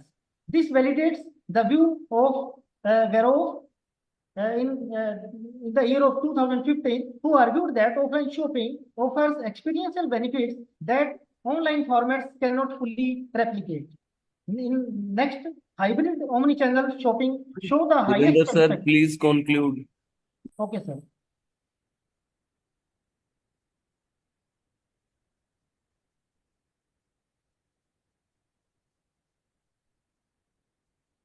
Sir, please This is the last conclude your point, sir. paper. And the last. Okay. Now, come to the conclusion. In conclusion, the findings of study affirms that consumer retail behavior is becoming increasingly hybridized as shoppers seek to flexibility and convenience offered by online platforms while still valuing the assurance and experience associated with the offline stores. While online retailing currently leads in terms of preference, it is the hybrid shopping models that delivers the highest level of consumer satisfaction. This underscores the need for retailers to more beyond channel-based thinking and adopt omni-channel retail strategies that provide a unified and seamless consumer experience. At the same time, retailers must address critical challenges related to the inventory synchronization, logistics, and data privacy to ensure smooth integration and build the trust with the consumers.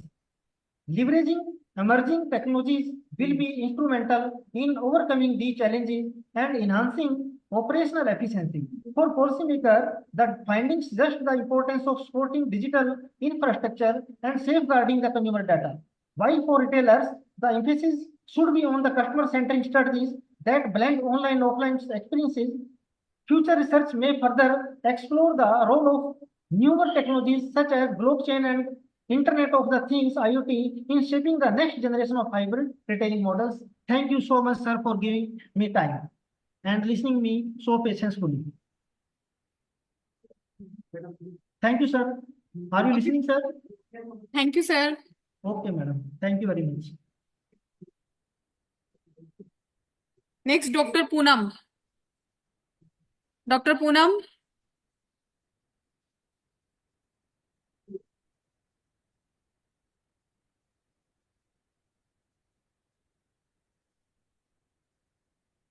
Next, Mr. Ghanshyam Saini.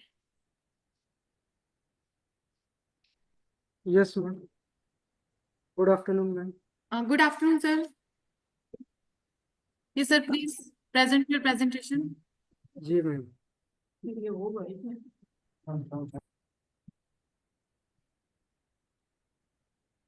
Good afternoon, everyone.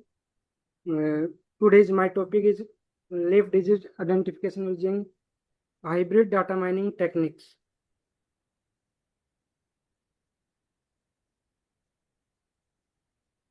Outlines of presentation: introduction, motivation, problem definition, aims and objective, literature review, methodology, model description, result and discussion, and conclusion. Introduction: cultivating is the most crucial space of Indian economy. Indian cultivation division addresses 18% of Indian GDP and offers work to a large portion of the country. Hence, India is that the world's greatest creator of pulses, rice, wheat, flours, and etc. India has changed zone to decide for business, for instance, dairy, meat, poultry, fisher, and sustenance gains, and afterward on. India has a, in light of the fact that the second greatest producer of food resources adult from the base on the earth.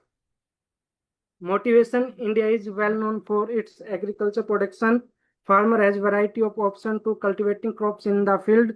Generally, whenever there is a disease in the plants, we can say that these are the main indicator of the disease caused to the plants.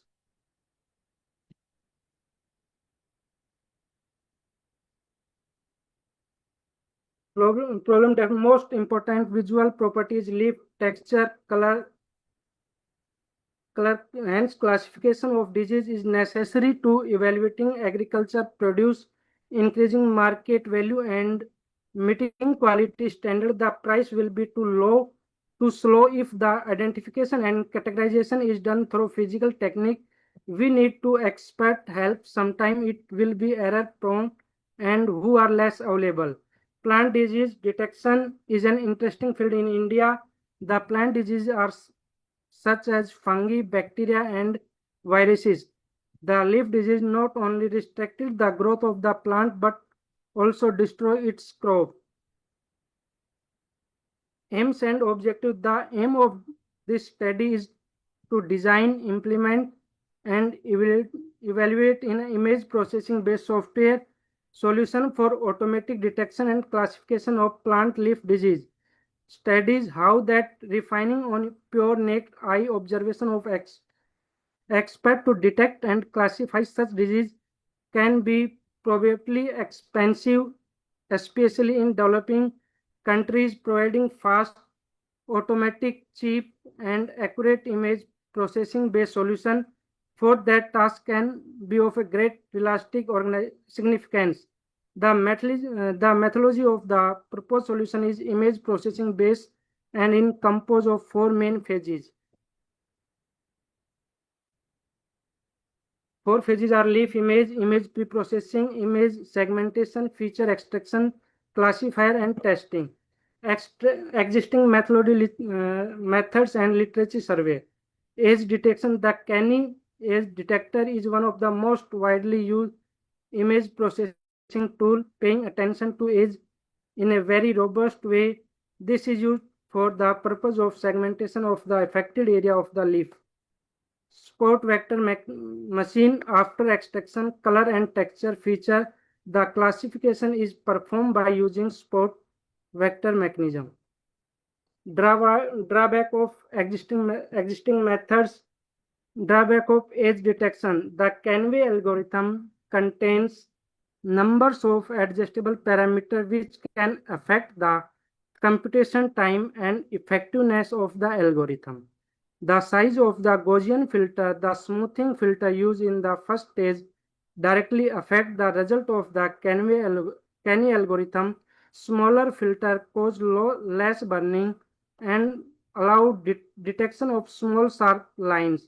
A large filter causes more blurring, smearing out of the value of a given pixel over a large area of the image. Drawback of SVM: if training data is not linearly separable, then it is difficult to determine optimal parameter in SVM, which appear as one of its drawbacks.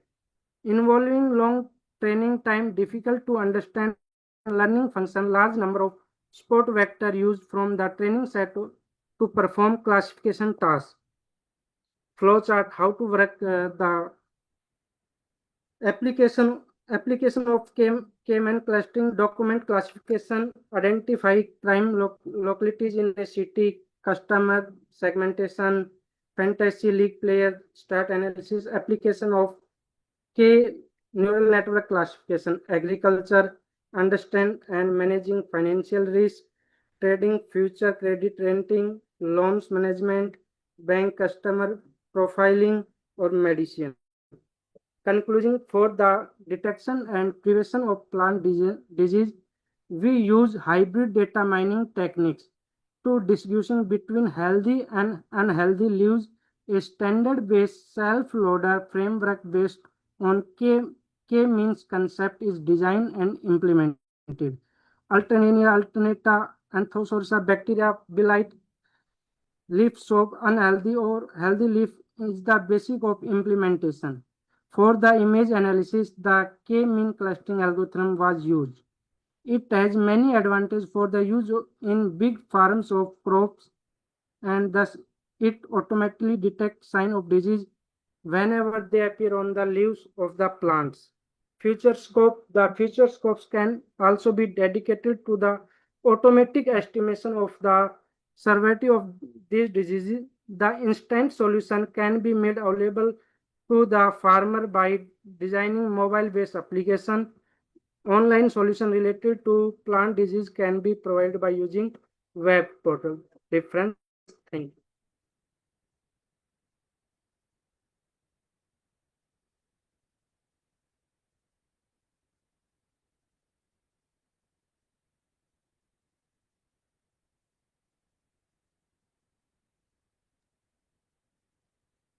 Okay, thank you, sir. Nice explanation. Thank you. Next, Dr. Narendra Kumar.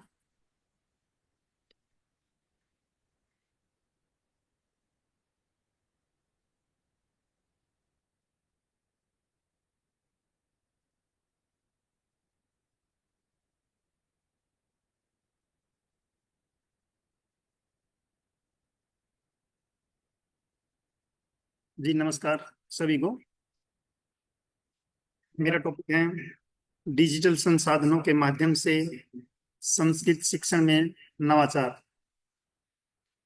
आधुनिक समय में किसी भी प्रकार की यदि सूचना या किसी भी प्रकार का कोई भी दस्तावेज डिजिटल रूप में यदि हम उसको सुरक्षित रख सकते हैं तो आज के समय में जो इसकी जो प्रक्रिया है वो है एआई या हमारे जो डिजिटल जो माध्यम है वो भिन्न भिन्न प्रकार के हैं, जिसमें कंप्यूटर आ जाता है या हम उसमें अन्य टूल्स आ जाते हैं।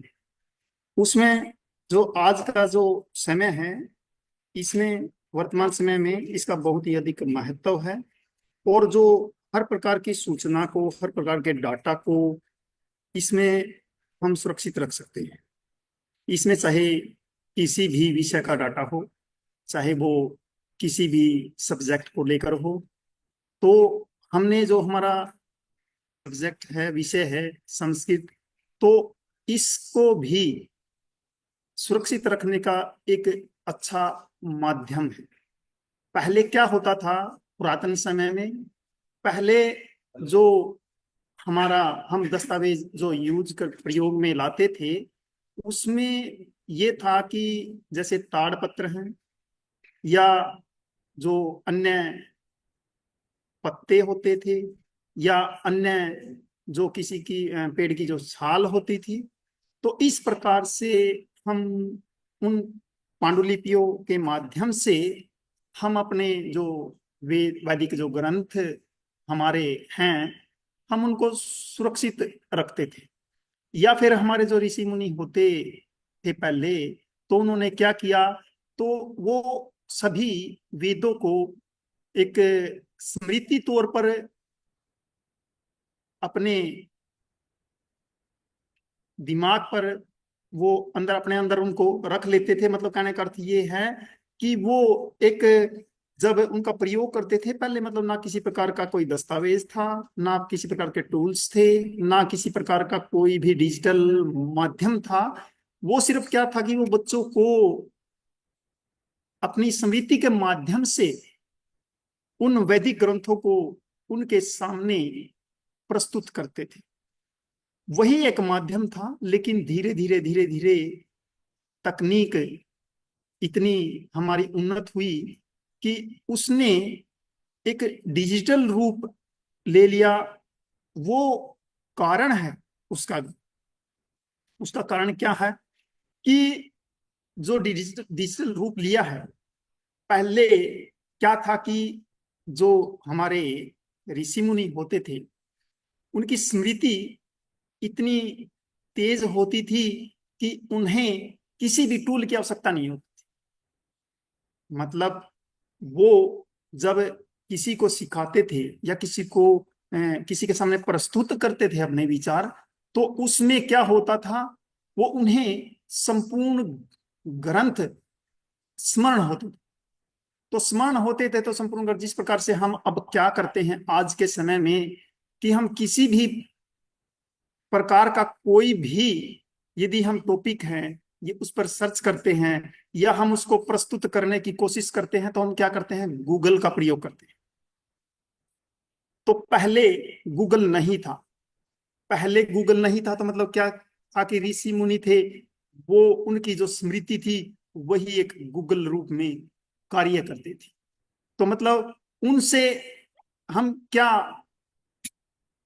उनसे हम एक्सेप्ट करते हैं कि वो जब उनसे कोई भी प्रश्न किया जाता था तो वो तुरंत उस चीज का उत्तर देते थे, क्योंकि उन्हें वो ग्रंथ, वो वैदिक ग्रंथ, वो सारा का सारा स्मरण था। आज आधुनिक समय में जब इन चीजों को देखते हुए और हमारी जो स्मृति है वो भी बिल्कुल ही क्षीण हो चुकी है, और अपनी सभी की जिस प्रकार से जो स्मृति है वो क्षीण होने का कारण ही इन जो डिजिटल माध्यम का प्रयोग किया जाता है, अर्थात हम इन वैदिक ग्रंथों को अपने स्मृति पर या अपने अंदर इनको रख नहीं पाते, अर्थात हम कंफ्यूज लगा लीजिए, या हम उनको वो स्मृति चली जाती है या भूल जाते हैं। ऐसा होने के बावजूद हम इनका प्रयोग करने लगे हैं धीरे धीरे, इन वैदिक ग्रंथों को या अन्य किसी भी प्रकार के जो हमारे विषय हैं उनको हम इन टूल्स या डिजिटल माध्यम से प्रयोग में लाते हैं। इसके अनेक प्रकार से इसको सुरक्षित रखा जाता है। इसमें कंप्यूटर लगा लीजिए। कंप्यूटर में क्या होता है कि हम अपने जितने प्रपत्र हैं या हमारी जितनी भी कंपनियां आज के आधुनिक दौर में स्थापित हुई हैं, वो इन सभी टूल्स का या इन सभी डिजिटल का प्रयोग करते हैं। तो हम संस्कृत भाषा के माध्यम से यदि देखें तो संस्कृत भाषा एक इतनी पुरानी है, इसको भी डिजिटल के माध्यम से सुरक्षित रखा जाता है। मैं एक तो उदाहरण आपको इस पर देता हूं। जिस प्रकार से हम कोई भी भाषा का प्रयोग करते हैं, तो जिस भी हम भाषा का प्रयोग करते हैं उसमें कुछ शब्द होते हैं। यदि हम इस एआई का प्रयोग करते हैं तो यदि कुछ ऐसे शब्द हैं जैसे कि हिंदी में लगा लीजिए, इंग्लिश में या अन्य भाषाओं में, उसमें हम उसका प्रयोग करते हैं। जिस प्रकार से कुछ शब्द हैं जो जैसे कि हिंदी में कहते हैं कि भाई कमरे में, ये दो शब्दों, इन दो शब्द का प्रयोग कमरे और में, दो शब्दों का प्रयोग हुआ। उसी प्रकार से यदि इन्हीं दो शब्दों को हम अंग्रेजी माध्यम में प्रयोग करते हैं तो इन द रूम, तीन शब्दों में इनको प्रयोग में लाया जाता है। लेकिन यदि इन तीन शब्दों को हम संस्कृत में प्रयोग करते हैं तो कक्षे, तो एक ही शब्द वो प्रयोग में लाया जाता है। तो यदि हम देखें आधुनिक तकनीक के माध्यम से एक शब्द का काम चल गया। हिंदी में दो शब्दों का प्रयोग किया। यदि हम समय को महत्व देते हुए भी देखते हैं तो संस्कृत में सिर्फ एक शब्द का प्रयोग कर लिया, कक्षे।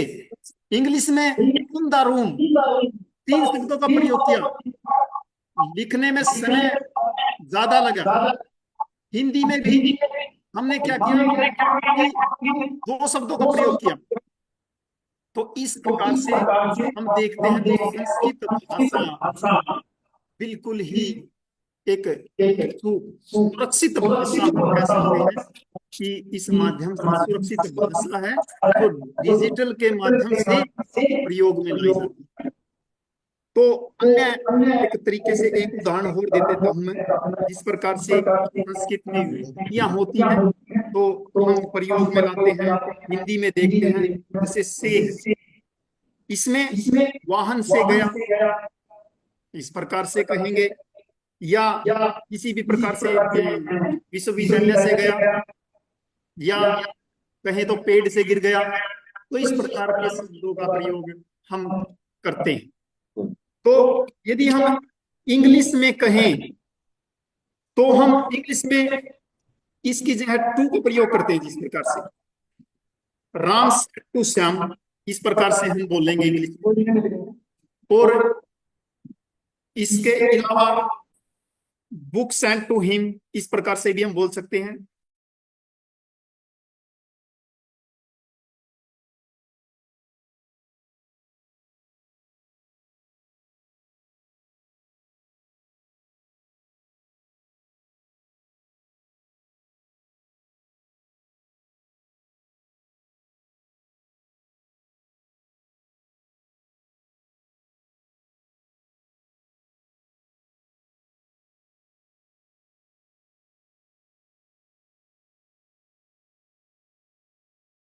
हैं, चाहे उसका प्रयोग हम वाक्य को किसी भी प्रकार से कर ले।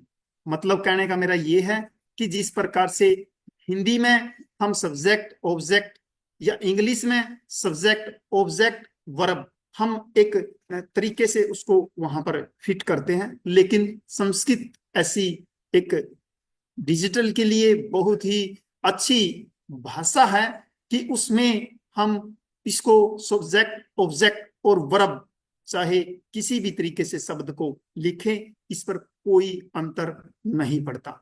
जिस प्रकार से हम कहें कि बालकः कक्षे अस्ति, बालकः कक्षे अस्ति, बालक कक्षा में है, अस्ति कक्षे बालकः, यदि हम प्रयोग करें तो इसका अर्थ भी वही होगा।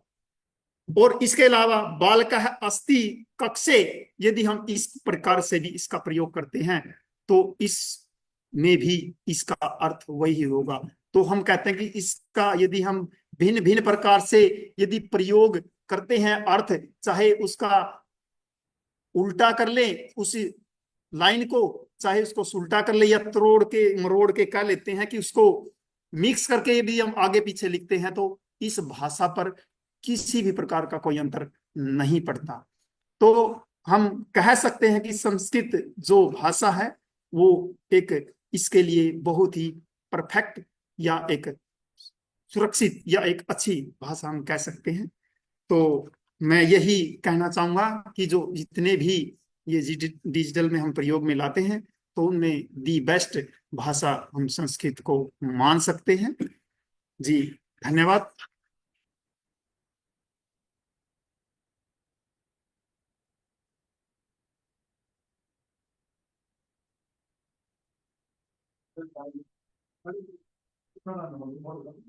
धन्यवाद सर, बहुत अच्छा बोला आपने।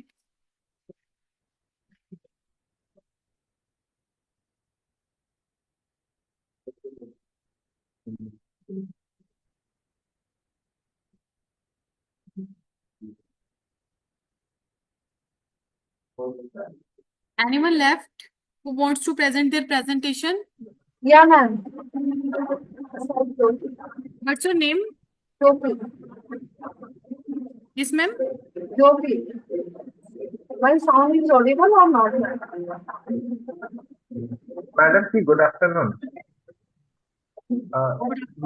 Hello. Ma'am, even I have a virtual presentation today. Preeta Vasu. मेरा नाम सिद्धार्थ हल्दर है और मेरा भी Siddharth. Okay. Siddharth. Mr. Siddharth, please present your presentation. धन्यवाद madam.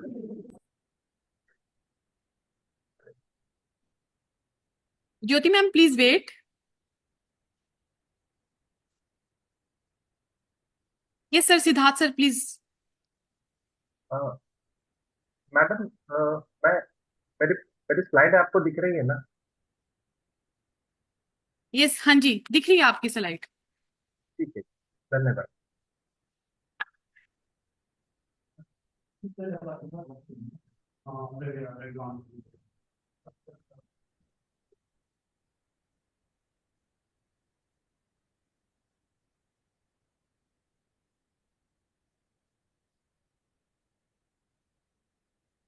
Good afternoon to all dignitaries, scholars, and participants. I'm Siddharth Rajahalder from Amity University, Jharkhand, and I'm honored to present our paper, Smart Decisions, Smart Workplace, AI-Augmented Sustainable HR Practices for Gen Z, which is co-authored with Mr. Abhirup Mukherjee. This presentation aligns with the broader seminar theme of transformative potential of AI and technological advancements in driving sustainable development. So let's begin with the dynamic aspects of changing HR landscape.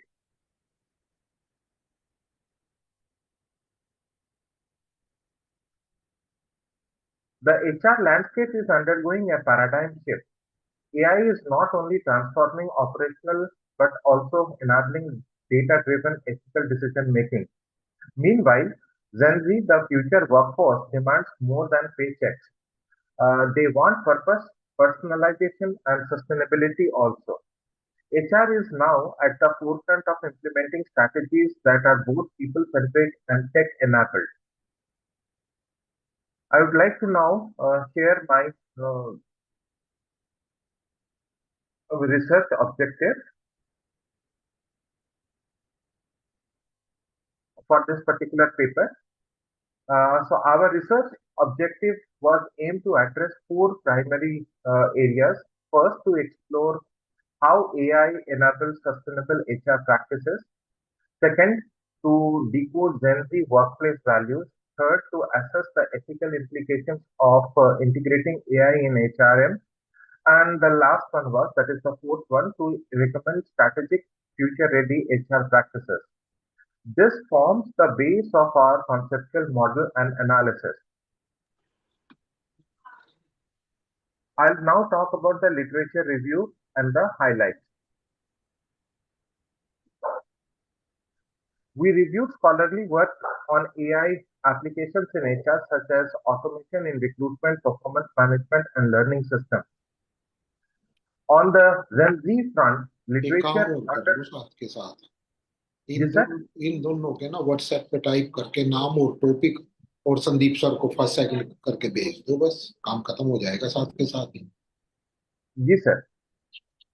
ठीक है जी sir.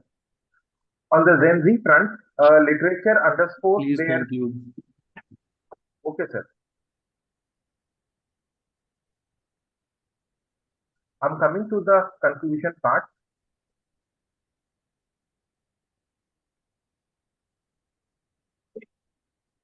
So in this study, we found that our research has several suggestions to make. The first one is to adopt strategic AI and move beyond automation. Use AI for insight, engagement, and sustainability. The second one that we found through our researchers, prioritize ethics by building transparency and responsibility led the AI journey. The third one is aligned with the Gen Z values. And the fourth one is shape the future workplace using AI not just to optimize the work processes, but to humanize also. So crafting inclusive, transparent, and responsive environment. In this journey, AI is not the destination, but it is a powerful enabler. The real transformation lies in how humanly we use technology to shape the workplace for tomorrow. Thank you everyone for your patient listening and time. Thank you, sir.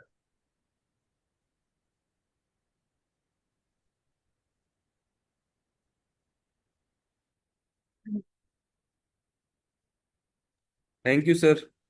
Thank you. Welcome.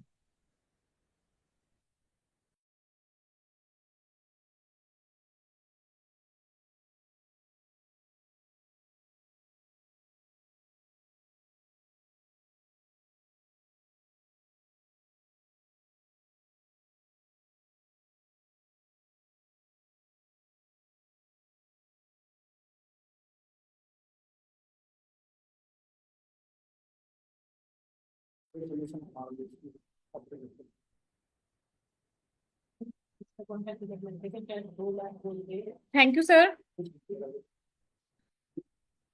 Miss Jyoti. Ma'am unmute कीजिए ma'am.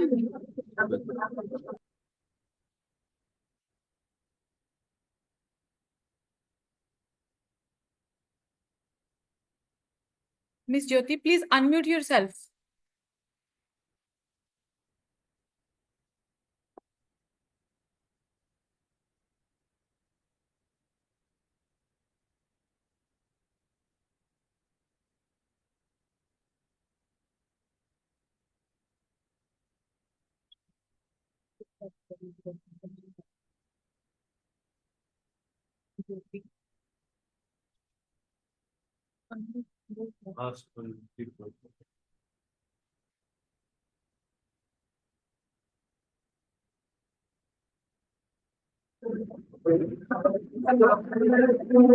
Yes, ma'am.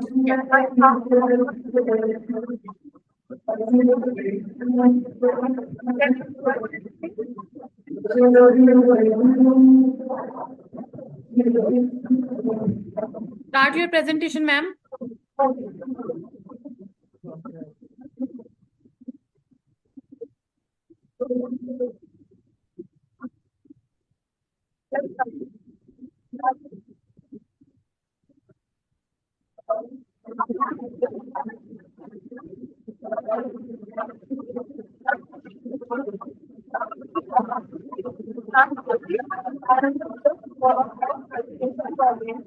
And today I am presenting my paper on the theme of artificial intelligence in education, exploring opportunities, challenges, implications.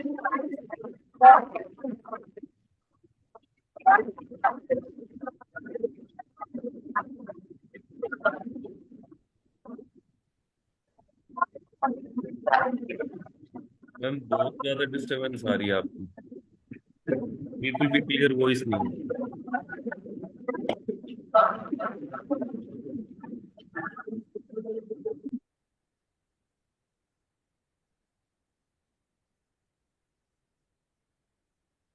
आप एक mic को अपने थोड़ा सा distance पे रखो।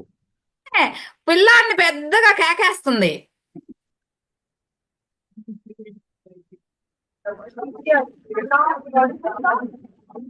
थोड़ा सा को डिस्टेंस के ऊपर मैम, ज्यादा करीब रखोगे एयर आएगी इसके अंदर।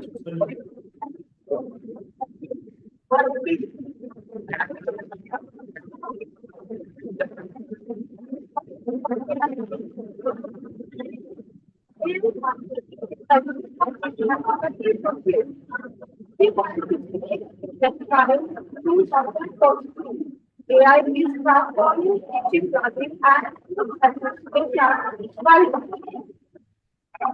Please come on conclusion, ma'am.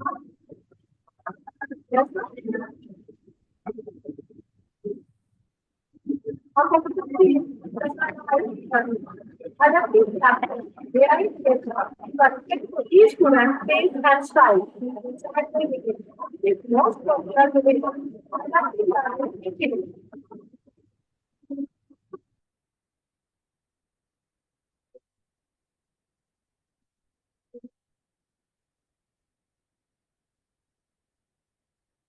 Ma'am, your voice is not clear.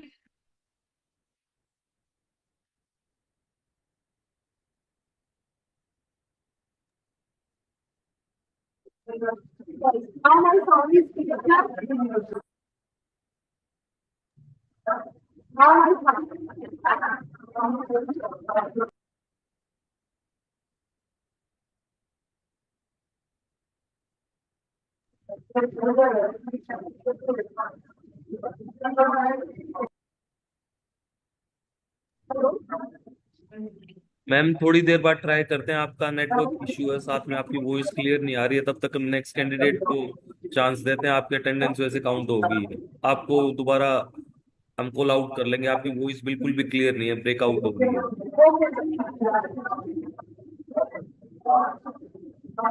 Anyone left there who wants to present their presentation? Yes, ma'am. This is Preeta Basu. Preeta Basu.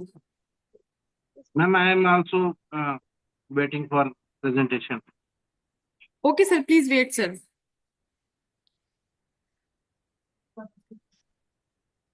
Yes, ma'am. Miss Preeta Basu, please present your presentation. Ma'am, let me share the screen, ma'am.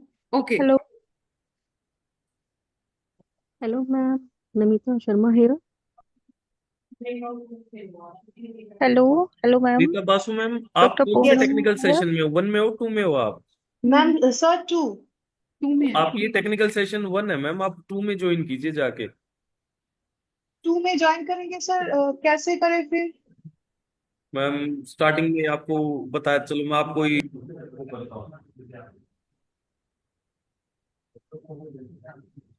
जो ज्योति भी है वो भी 2 के ही है। ज्योति ma'am. Ma'am, also Namita Sharma here. But we have also got one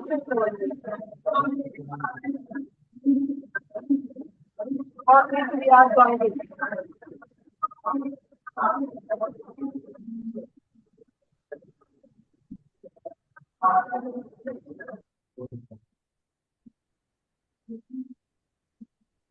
anyone present from the technical session room 1? अगर आप technical session room 2 के हो तो आपकी वहां पे प्रेजेंटेशन चलेगी। Either you will count as absent in this session if you present in this session. तो जो टेक्निकल सेशन 1 के हैं उस तरफ वही यहाँ पे प्रेजेंट रहे।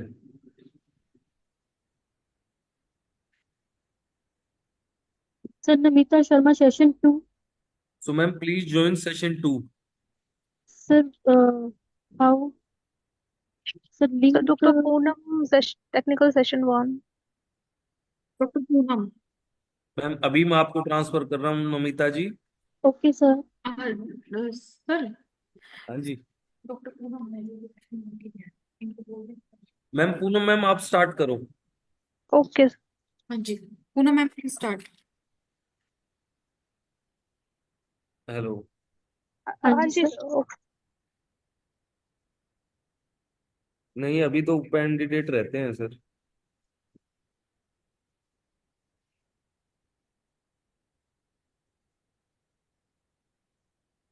यहाँ पे सर पहले ही बहुत ज्यादा है, मतलब अभी पेंडिंग है जो कम से कम तो। Hello. Doctor Poonam Yes, ma'am. Hello, this is please start Dr. Session Poonam. Ma'am. Yes Hello. My topic is pathways to sustainability, empowering the future today. Growth and development are overarching goals of many societies. Development happens when social and economic growth is maintained. Ecological growth will lead to higher material throughout and the production of hazard and solid waste. Environmental threats resulting from our material use are not new and are present everywhere. A good lifestyle can set the stage for progress in social, economic, and environmental spheres by having a major impact on national capitals such as cultural, economic, and social capital. Knowing the life cycle of material management and keeping an eye on trends in material use will provide us the information we need to figure out how to meet our material needs at reasonable cost to the environment and economy, helping both locally and internationally. In order to ensure that resources are used more effectively and efficiently with a lower total environmental cost, it is critical that both the federal and state governments work more methodically to empower, promote, and engage with all the facets of the society.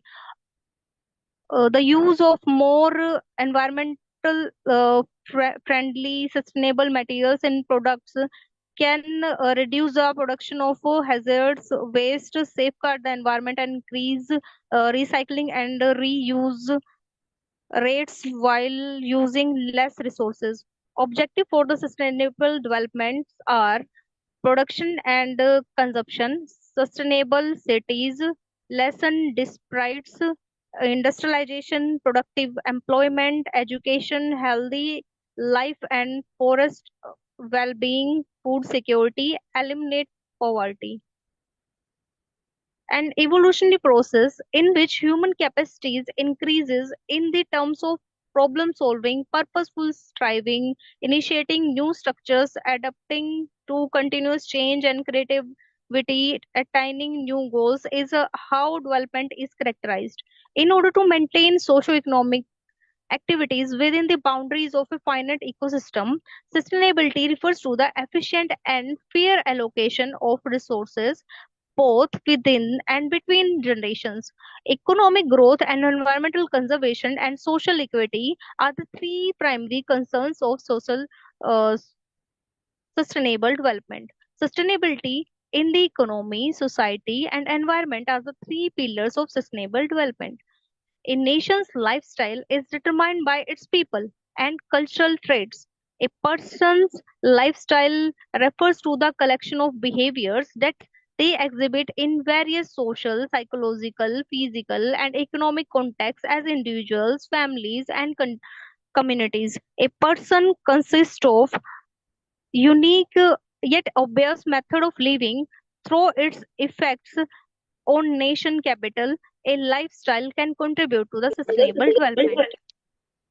Paying attention to the lifestyle is an obvious approach to preserve and protect national capitals. Cultural capital is a component that both influences and shape lifestyle. For instance, governors should support a lifestyle that disregards the preservation of cultural heritage when citizens' sense of national identity warns. The antique galleries and museum in this civilization will all be disturbed. Unhealthy lifestyle choices provide significant obstacle to both physical and mental health as they drive progress and growth. The two biggest issues facing society today are the promotion of immortal lifestyle and decline the moral principles. When a family is not a primary source of child's work ethics, it might result in irresponsible behavior, wastefulness, and other negative traits. To accomplish social sustainable growth, society must learn about accountability and work ethics. Thanks to education, it's an achievable Ma'am, please come on biological. conclusion, ma'am. Okay, sir.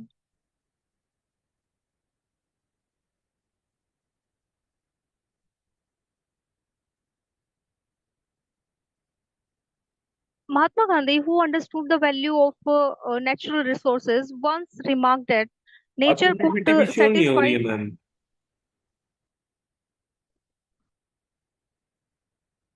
Sir show मुझे तो हो रही है, क्या चक्कर है?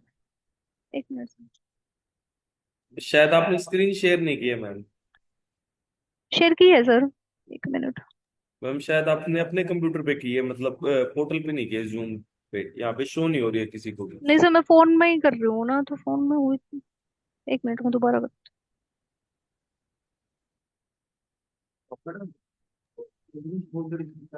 Hello sir. बोलिए.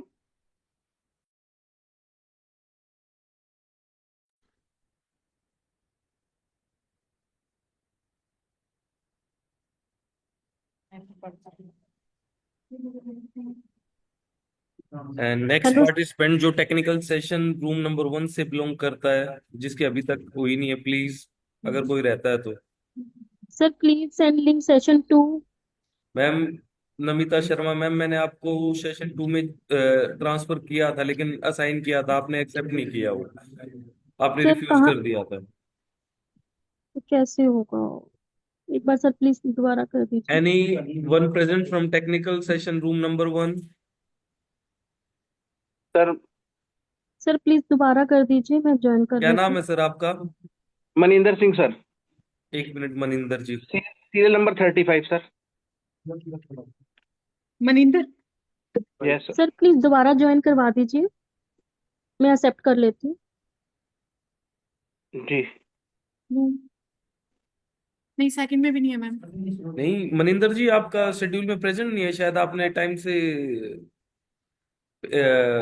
Registration नहीं किया, लेट किया है शायद आपने. नहीं मैम, सेकंड में आप भी लास्ट मनिंदर जी लास्ट में है. सेकंड में हो, आपको भी, आपका भी टेक्निकल सेशन 2 में नाम है सर. ये टेक्निकल सेशन 1 है. Okay sir. Okay sir technical 2 का बता दीजिए, एक्सेप्ट कर लेते हैं ना हम. नमिता जी, आपकी अंडर स्क्रीन पे एक ब्रेकआउट रूम्स लिखा हुआ है, अगर आप उस पर क्लिक करोगे तो ऊपर क्लिक होते ही ओके, एक विंडो ठीक है पॉपअप सर। होगी जिसमें टेक्निकल सेशन 2 लिखा हुआ, उस पर क्लिक करो, आप ज्वाइन हो जाओगे। मोबाइल में लेफ्ट में लिखा हुआ है ब्रेकआउट रूम्स, उस पर क्लिक करोगे, क्लिक करते ही एक विंडो पॉपअप होगी, टेक्निकल सेशन रूम, उस पर क्लिक करते ही आप ज्वाइन हो जाओगे। फर्स्ट में कि सेकंड में? कोई और प्रेजेंट है?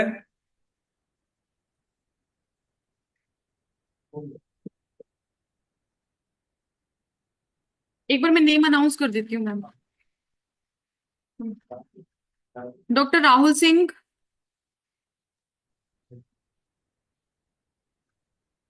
Miss Komal Garg left, miss Rekha Rani, mister Ajab Singh, हो गया जब से नहीं, हो गया, चलो चलो। Mrs Sushila Maurya, doctor Praveen Prakash, miss Reena Sharma,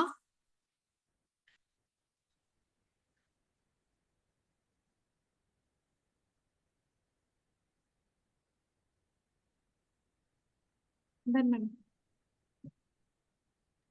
Okay, technical Thanks session to room has been completed. thanks to all. We will announce best 2 presentation very soon. Ma'am, please announce.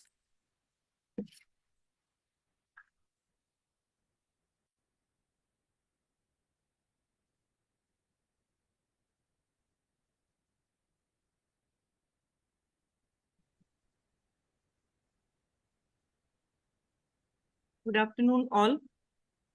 I am Dr. Renu, Good afternoon. HOD and Associate Professor from the Department of Library and Information Science. All the participants gave very good presentations related to their topic, but we are compelled to select the best paper.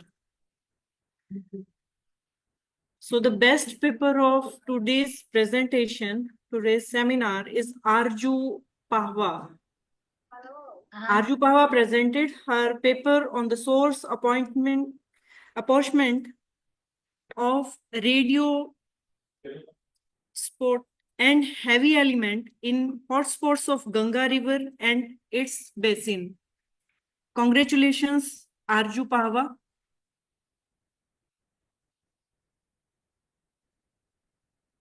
And today's session is completed, first session of our seminar. Thank you so much to all.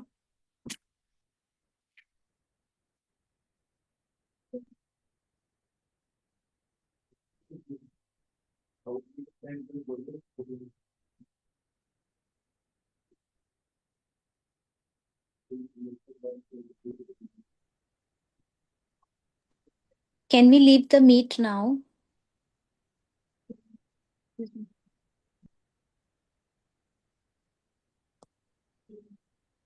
Thank you all of you, all the participants, and thanks all the team. Now you may leave. Yes, ma'am. Thank you, ma'am, for the great session.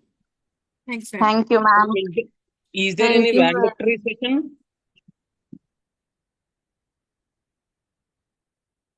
When do we receive certificates, ma'am? Within 1 week. Okay, shall we leave now? Yes, sir. On email we get certificate, ma'am. Ma'am. Ma'am, Within 1 week, ma'am. how Do we we get receive it? How? through mail Yeah. ID? Mail, by mail. Okay, Okay, okay. thank you. By mail you will provide, ma'am. Okay, Thank you. ma'am. Thank Okay, you. ma'am. Okay, ma'am. Okay, Thank you. Thanks all. Thank you very much, ma'am. Ma'am आज Thank कोई you, और ma'am. Class तो नहीं होगी? Yes, sir. कोई class तो नहीं हो रही मैम आगे? जैसे 3 to 4:30 होता है। 4:30 आपका था सर इसमें? हाँ मैंने तो पार्टिसिपेट करना था ना मुझे तो। 1 मिनट सर, प्लीज सर। एक मिनट चेक करना प्लीज। क्या नेम क्या है सर आपका? राकेश अग्रवाल। राकेश जी। आपका टेक्निकल सेशन किसमें है सर? नहीं, मेरे टेक्निकल में था नहीं, मेरा सिर्फ वर्कशॉप था ओनली।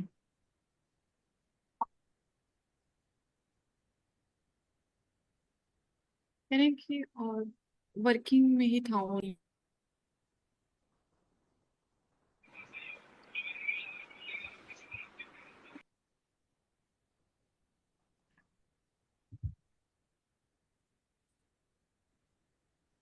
हाँ जी राकेश जी, आपका टेक्निकल सेशन 1 या 2 में था आपका नाम? अच्छा ठीक है जी। हेलो। हाँ जी, हाँ जी। राकेश जी, आपका टेक्निकल सेशन 1 में था या 2 में था?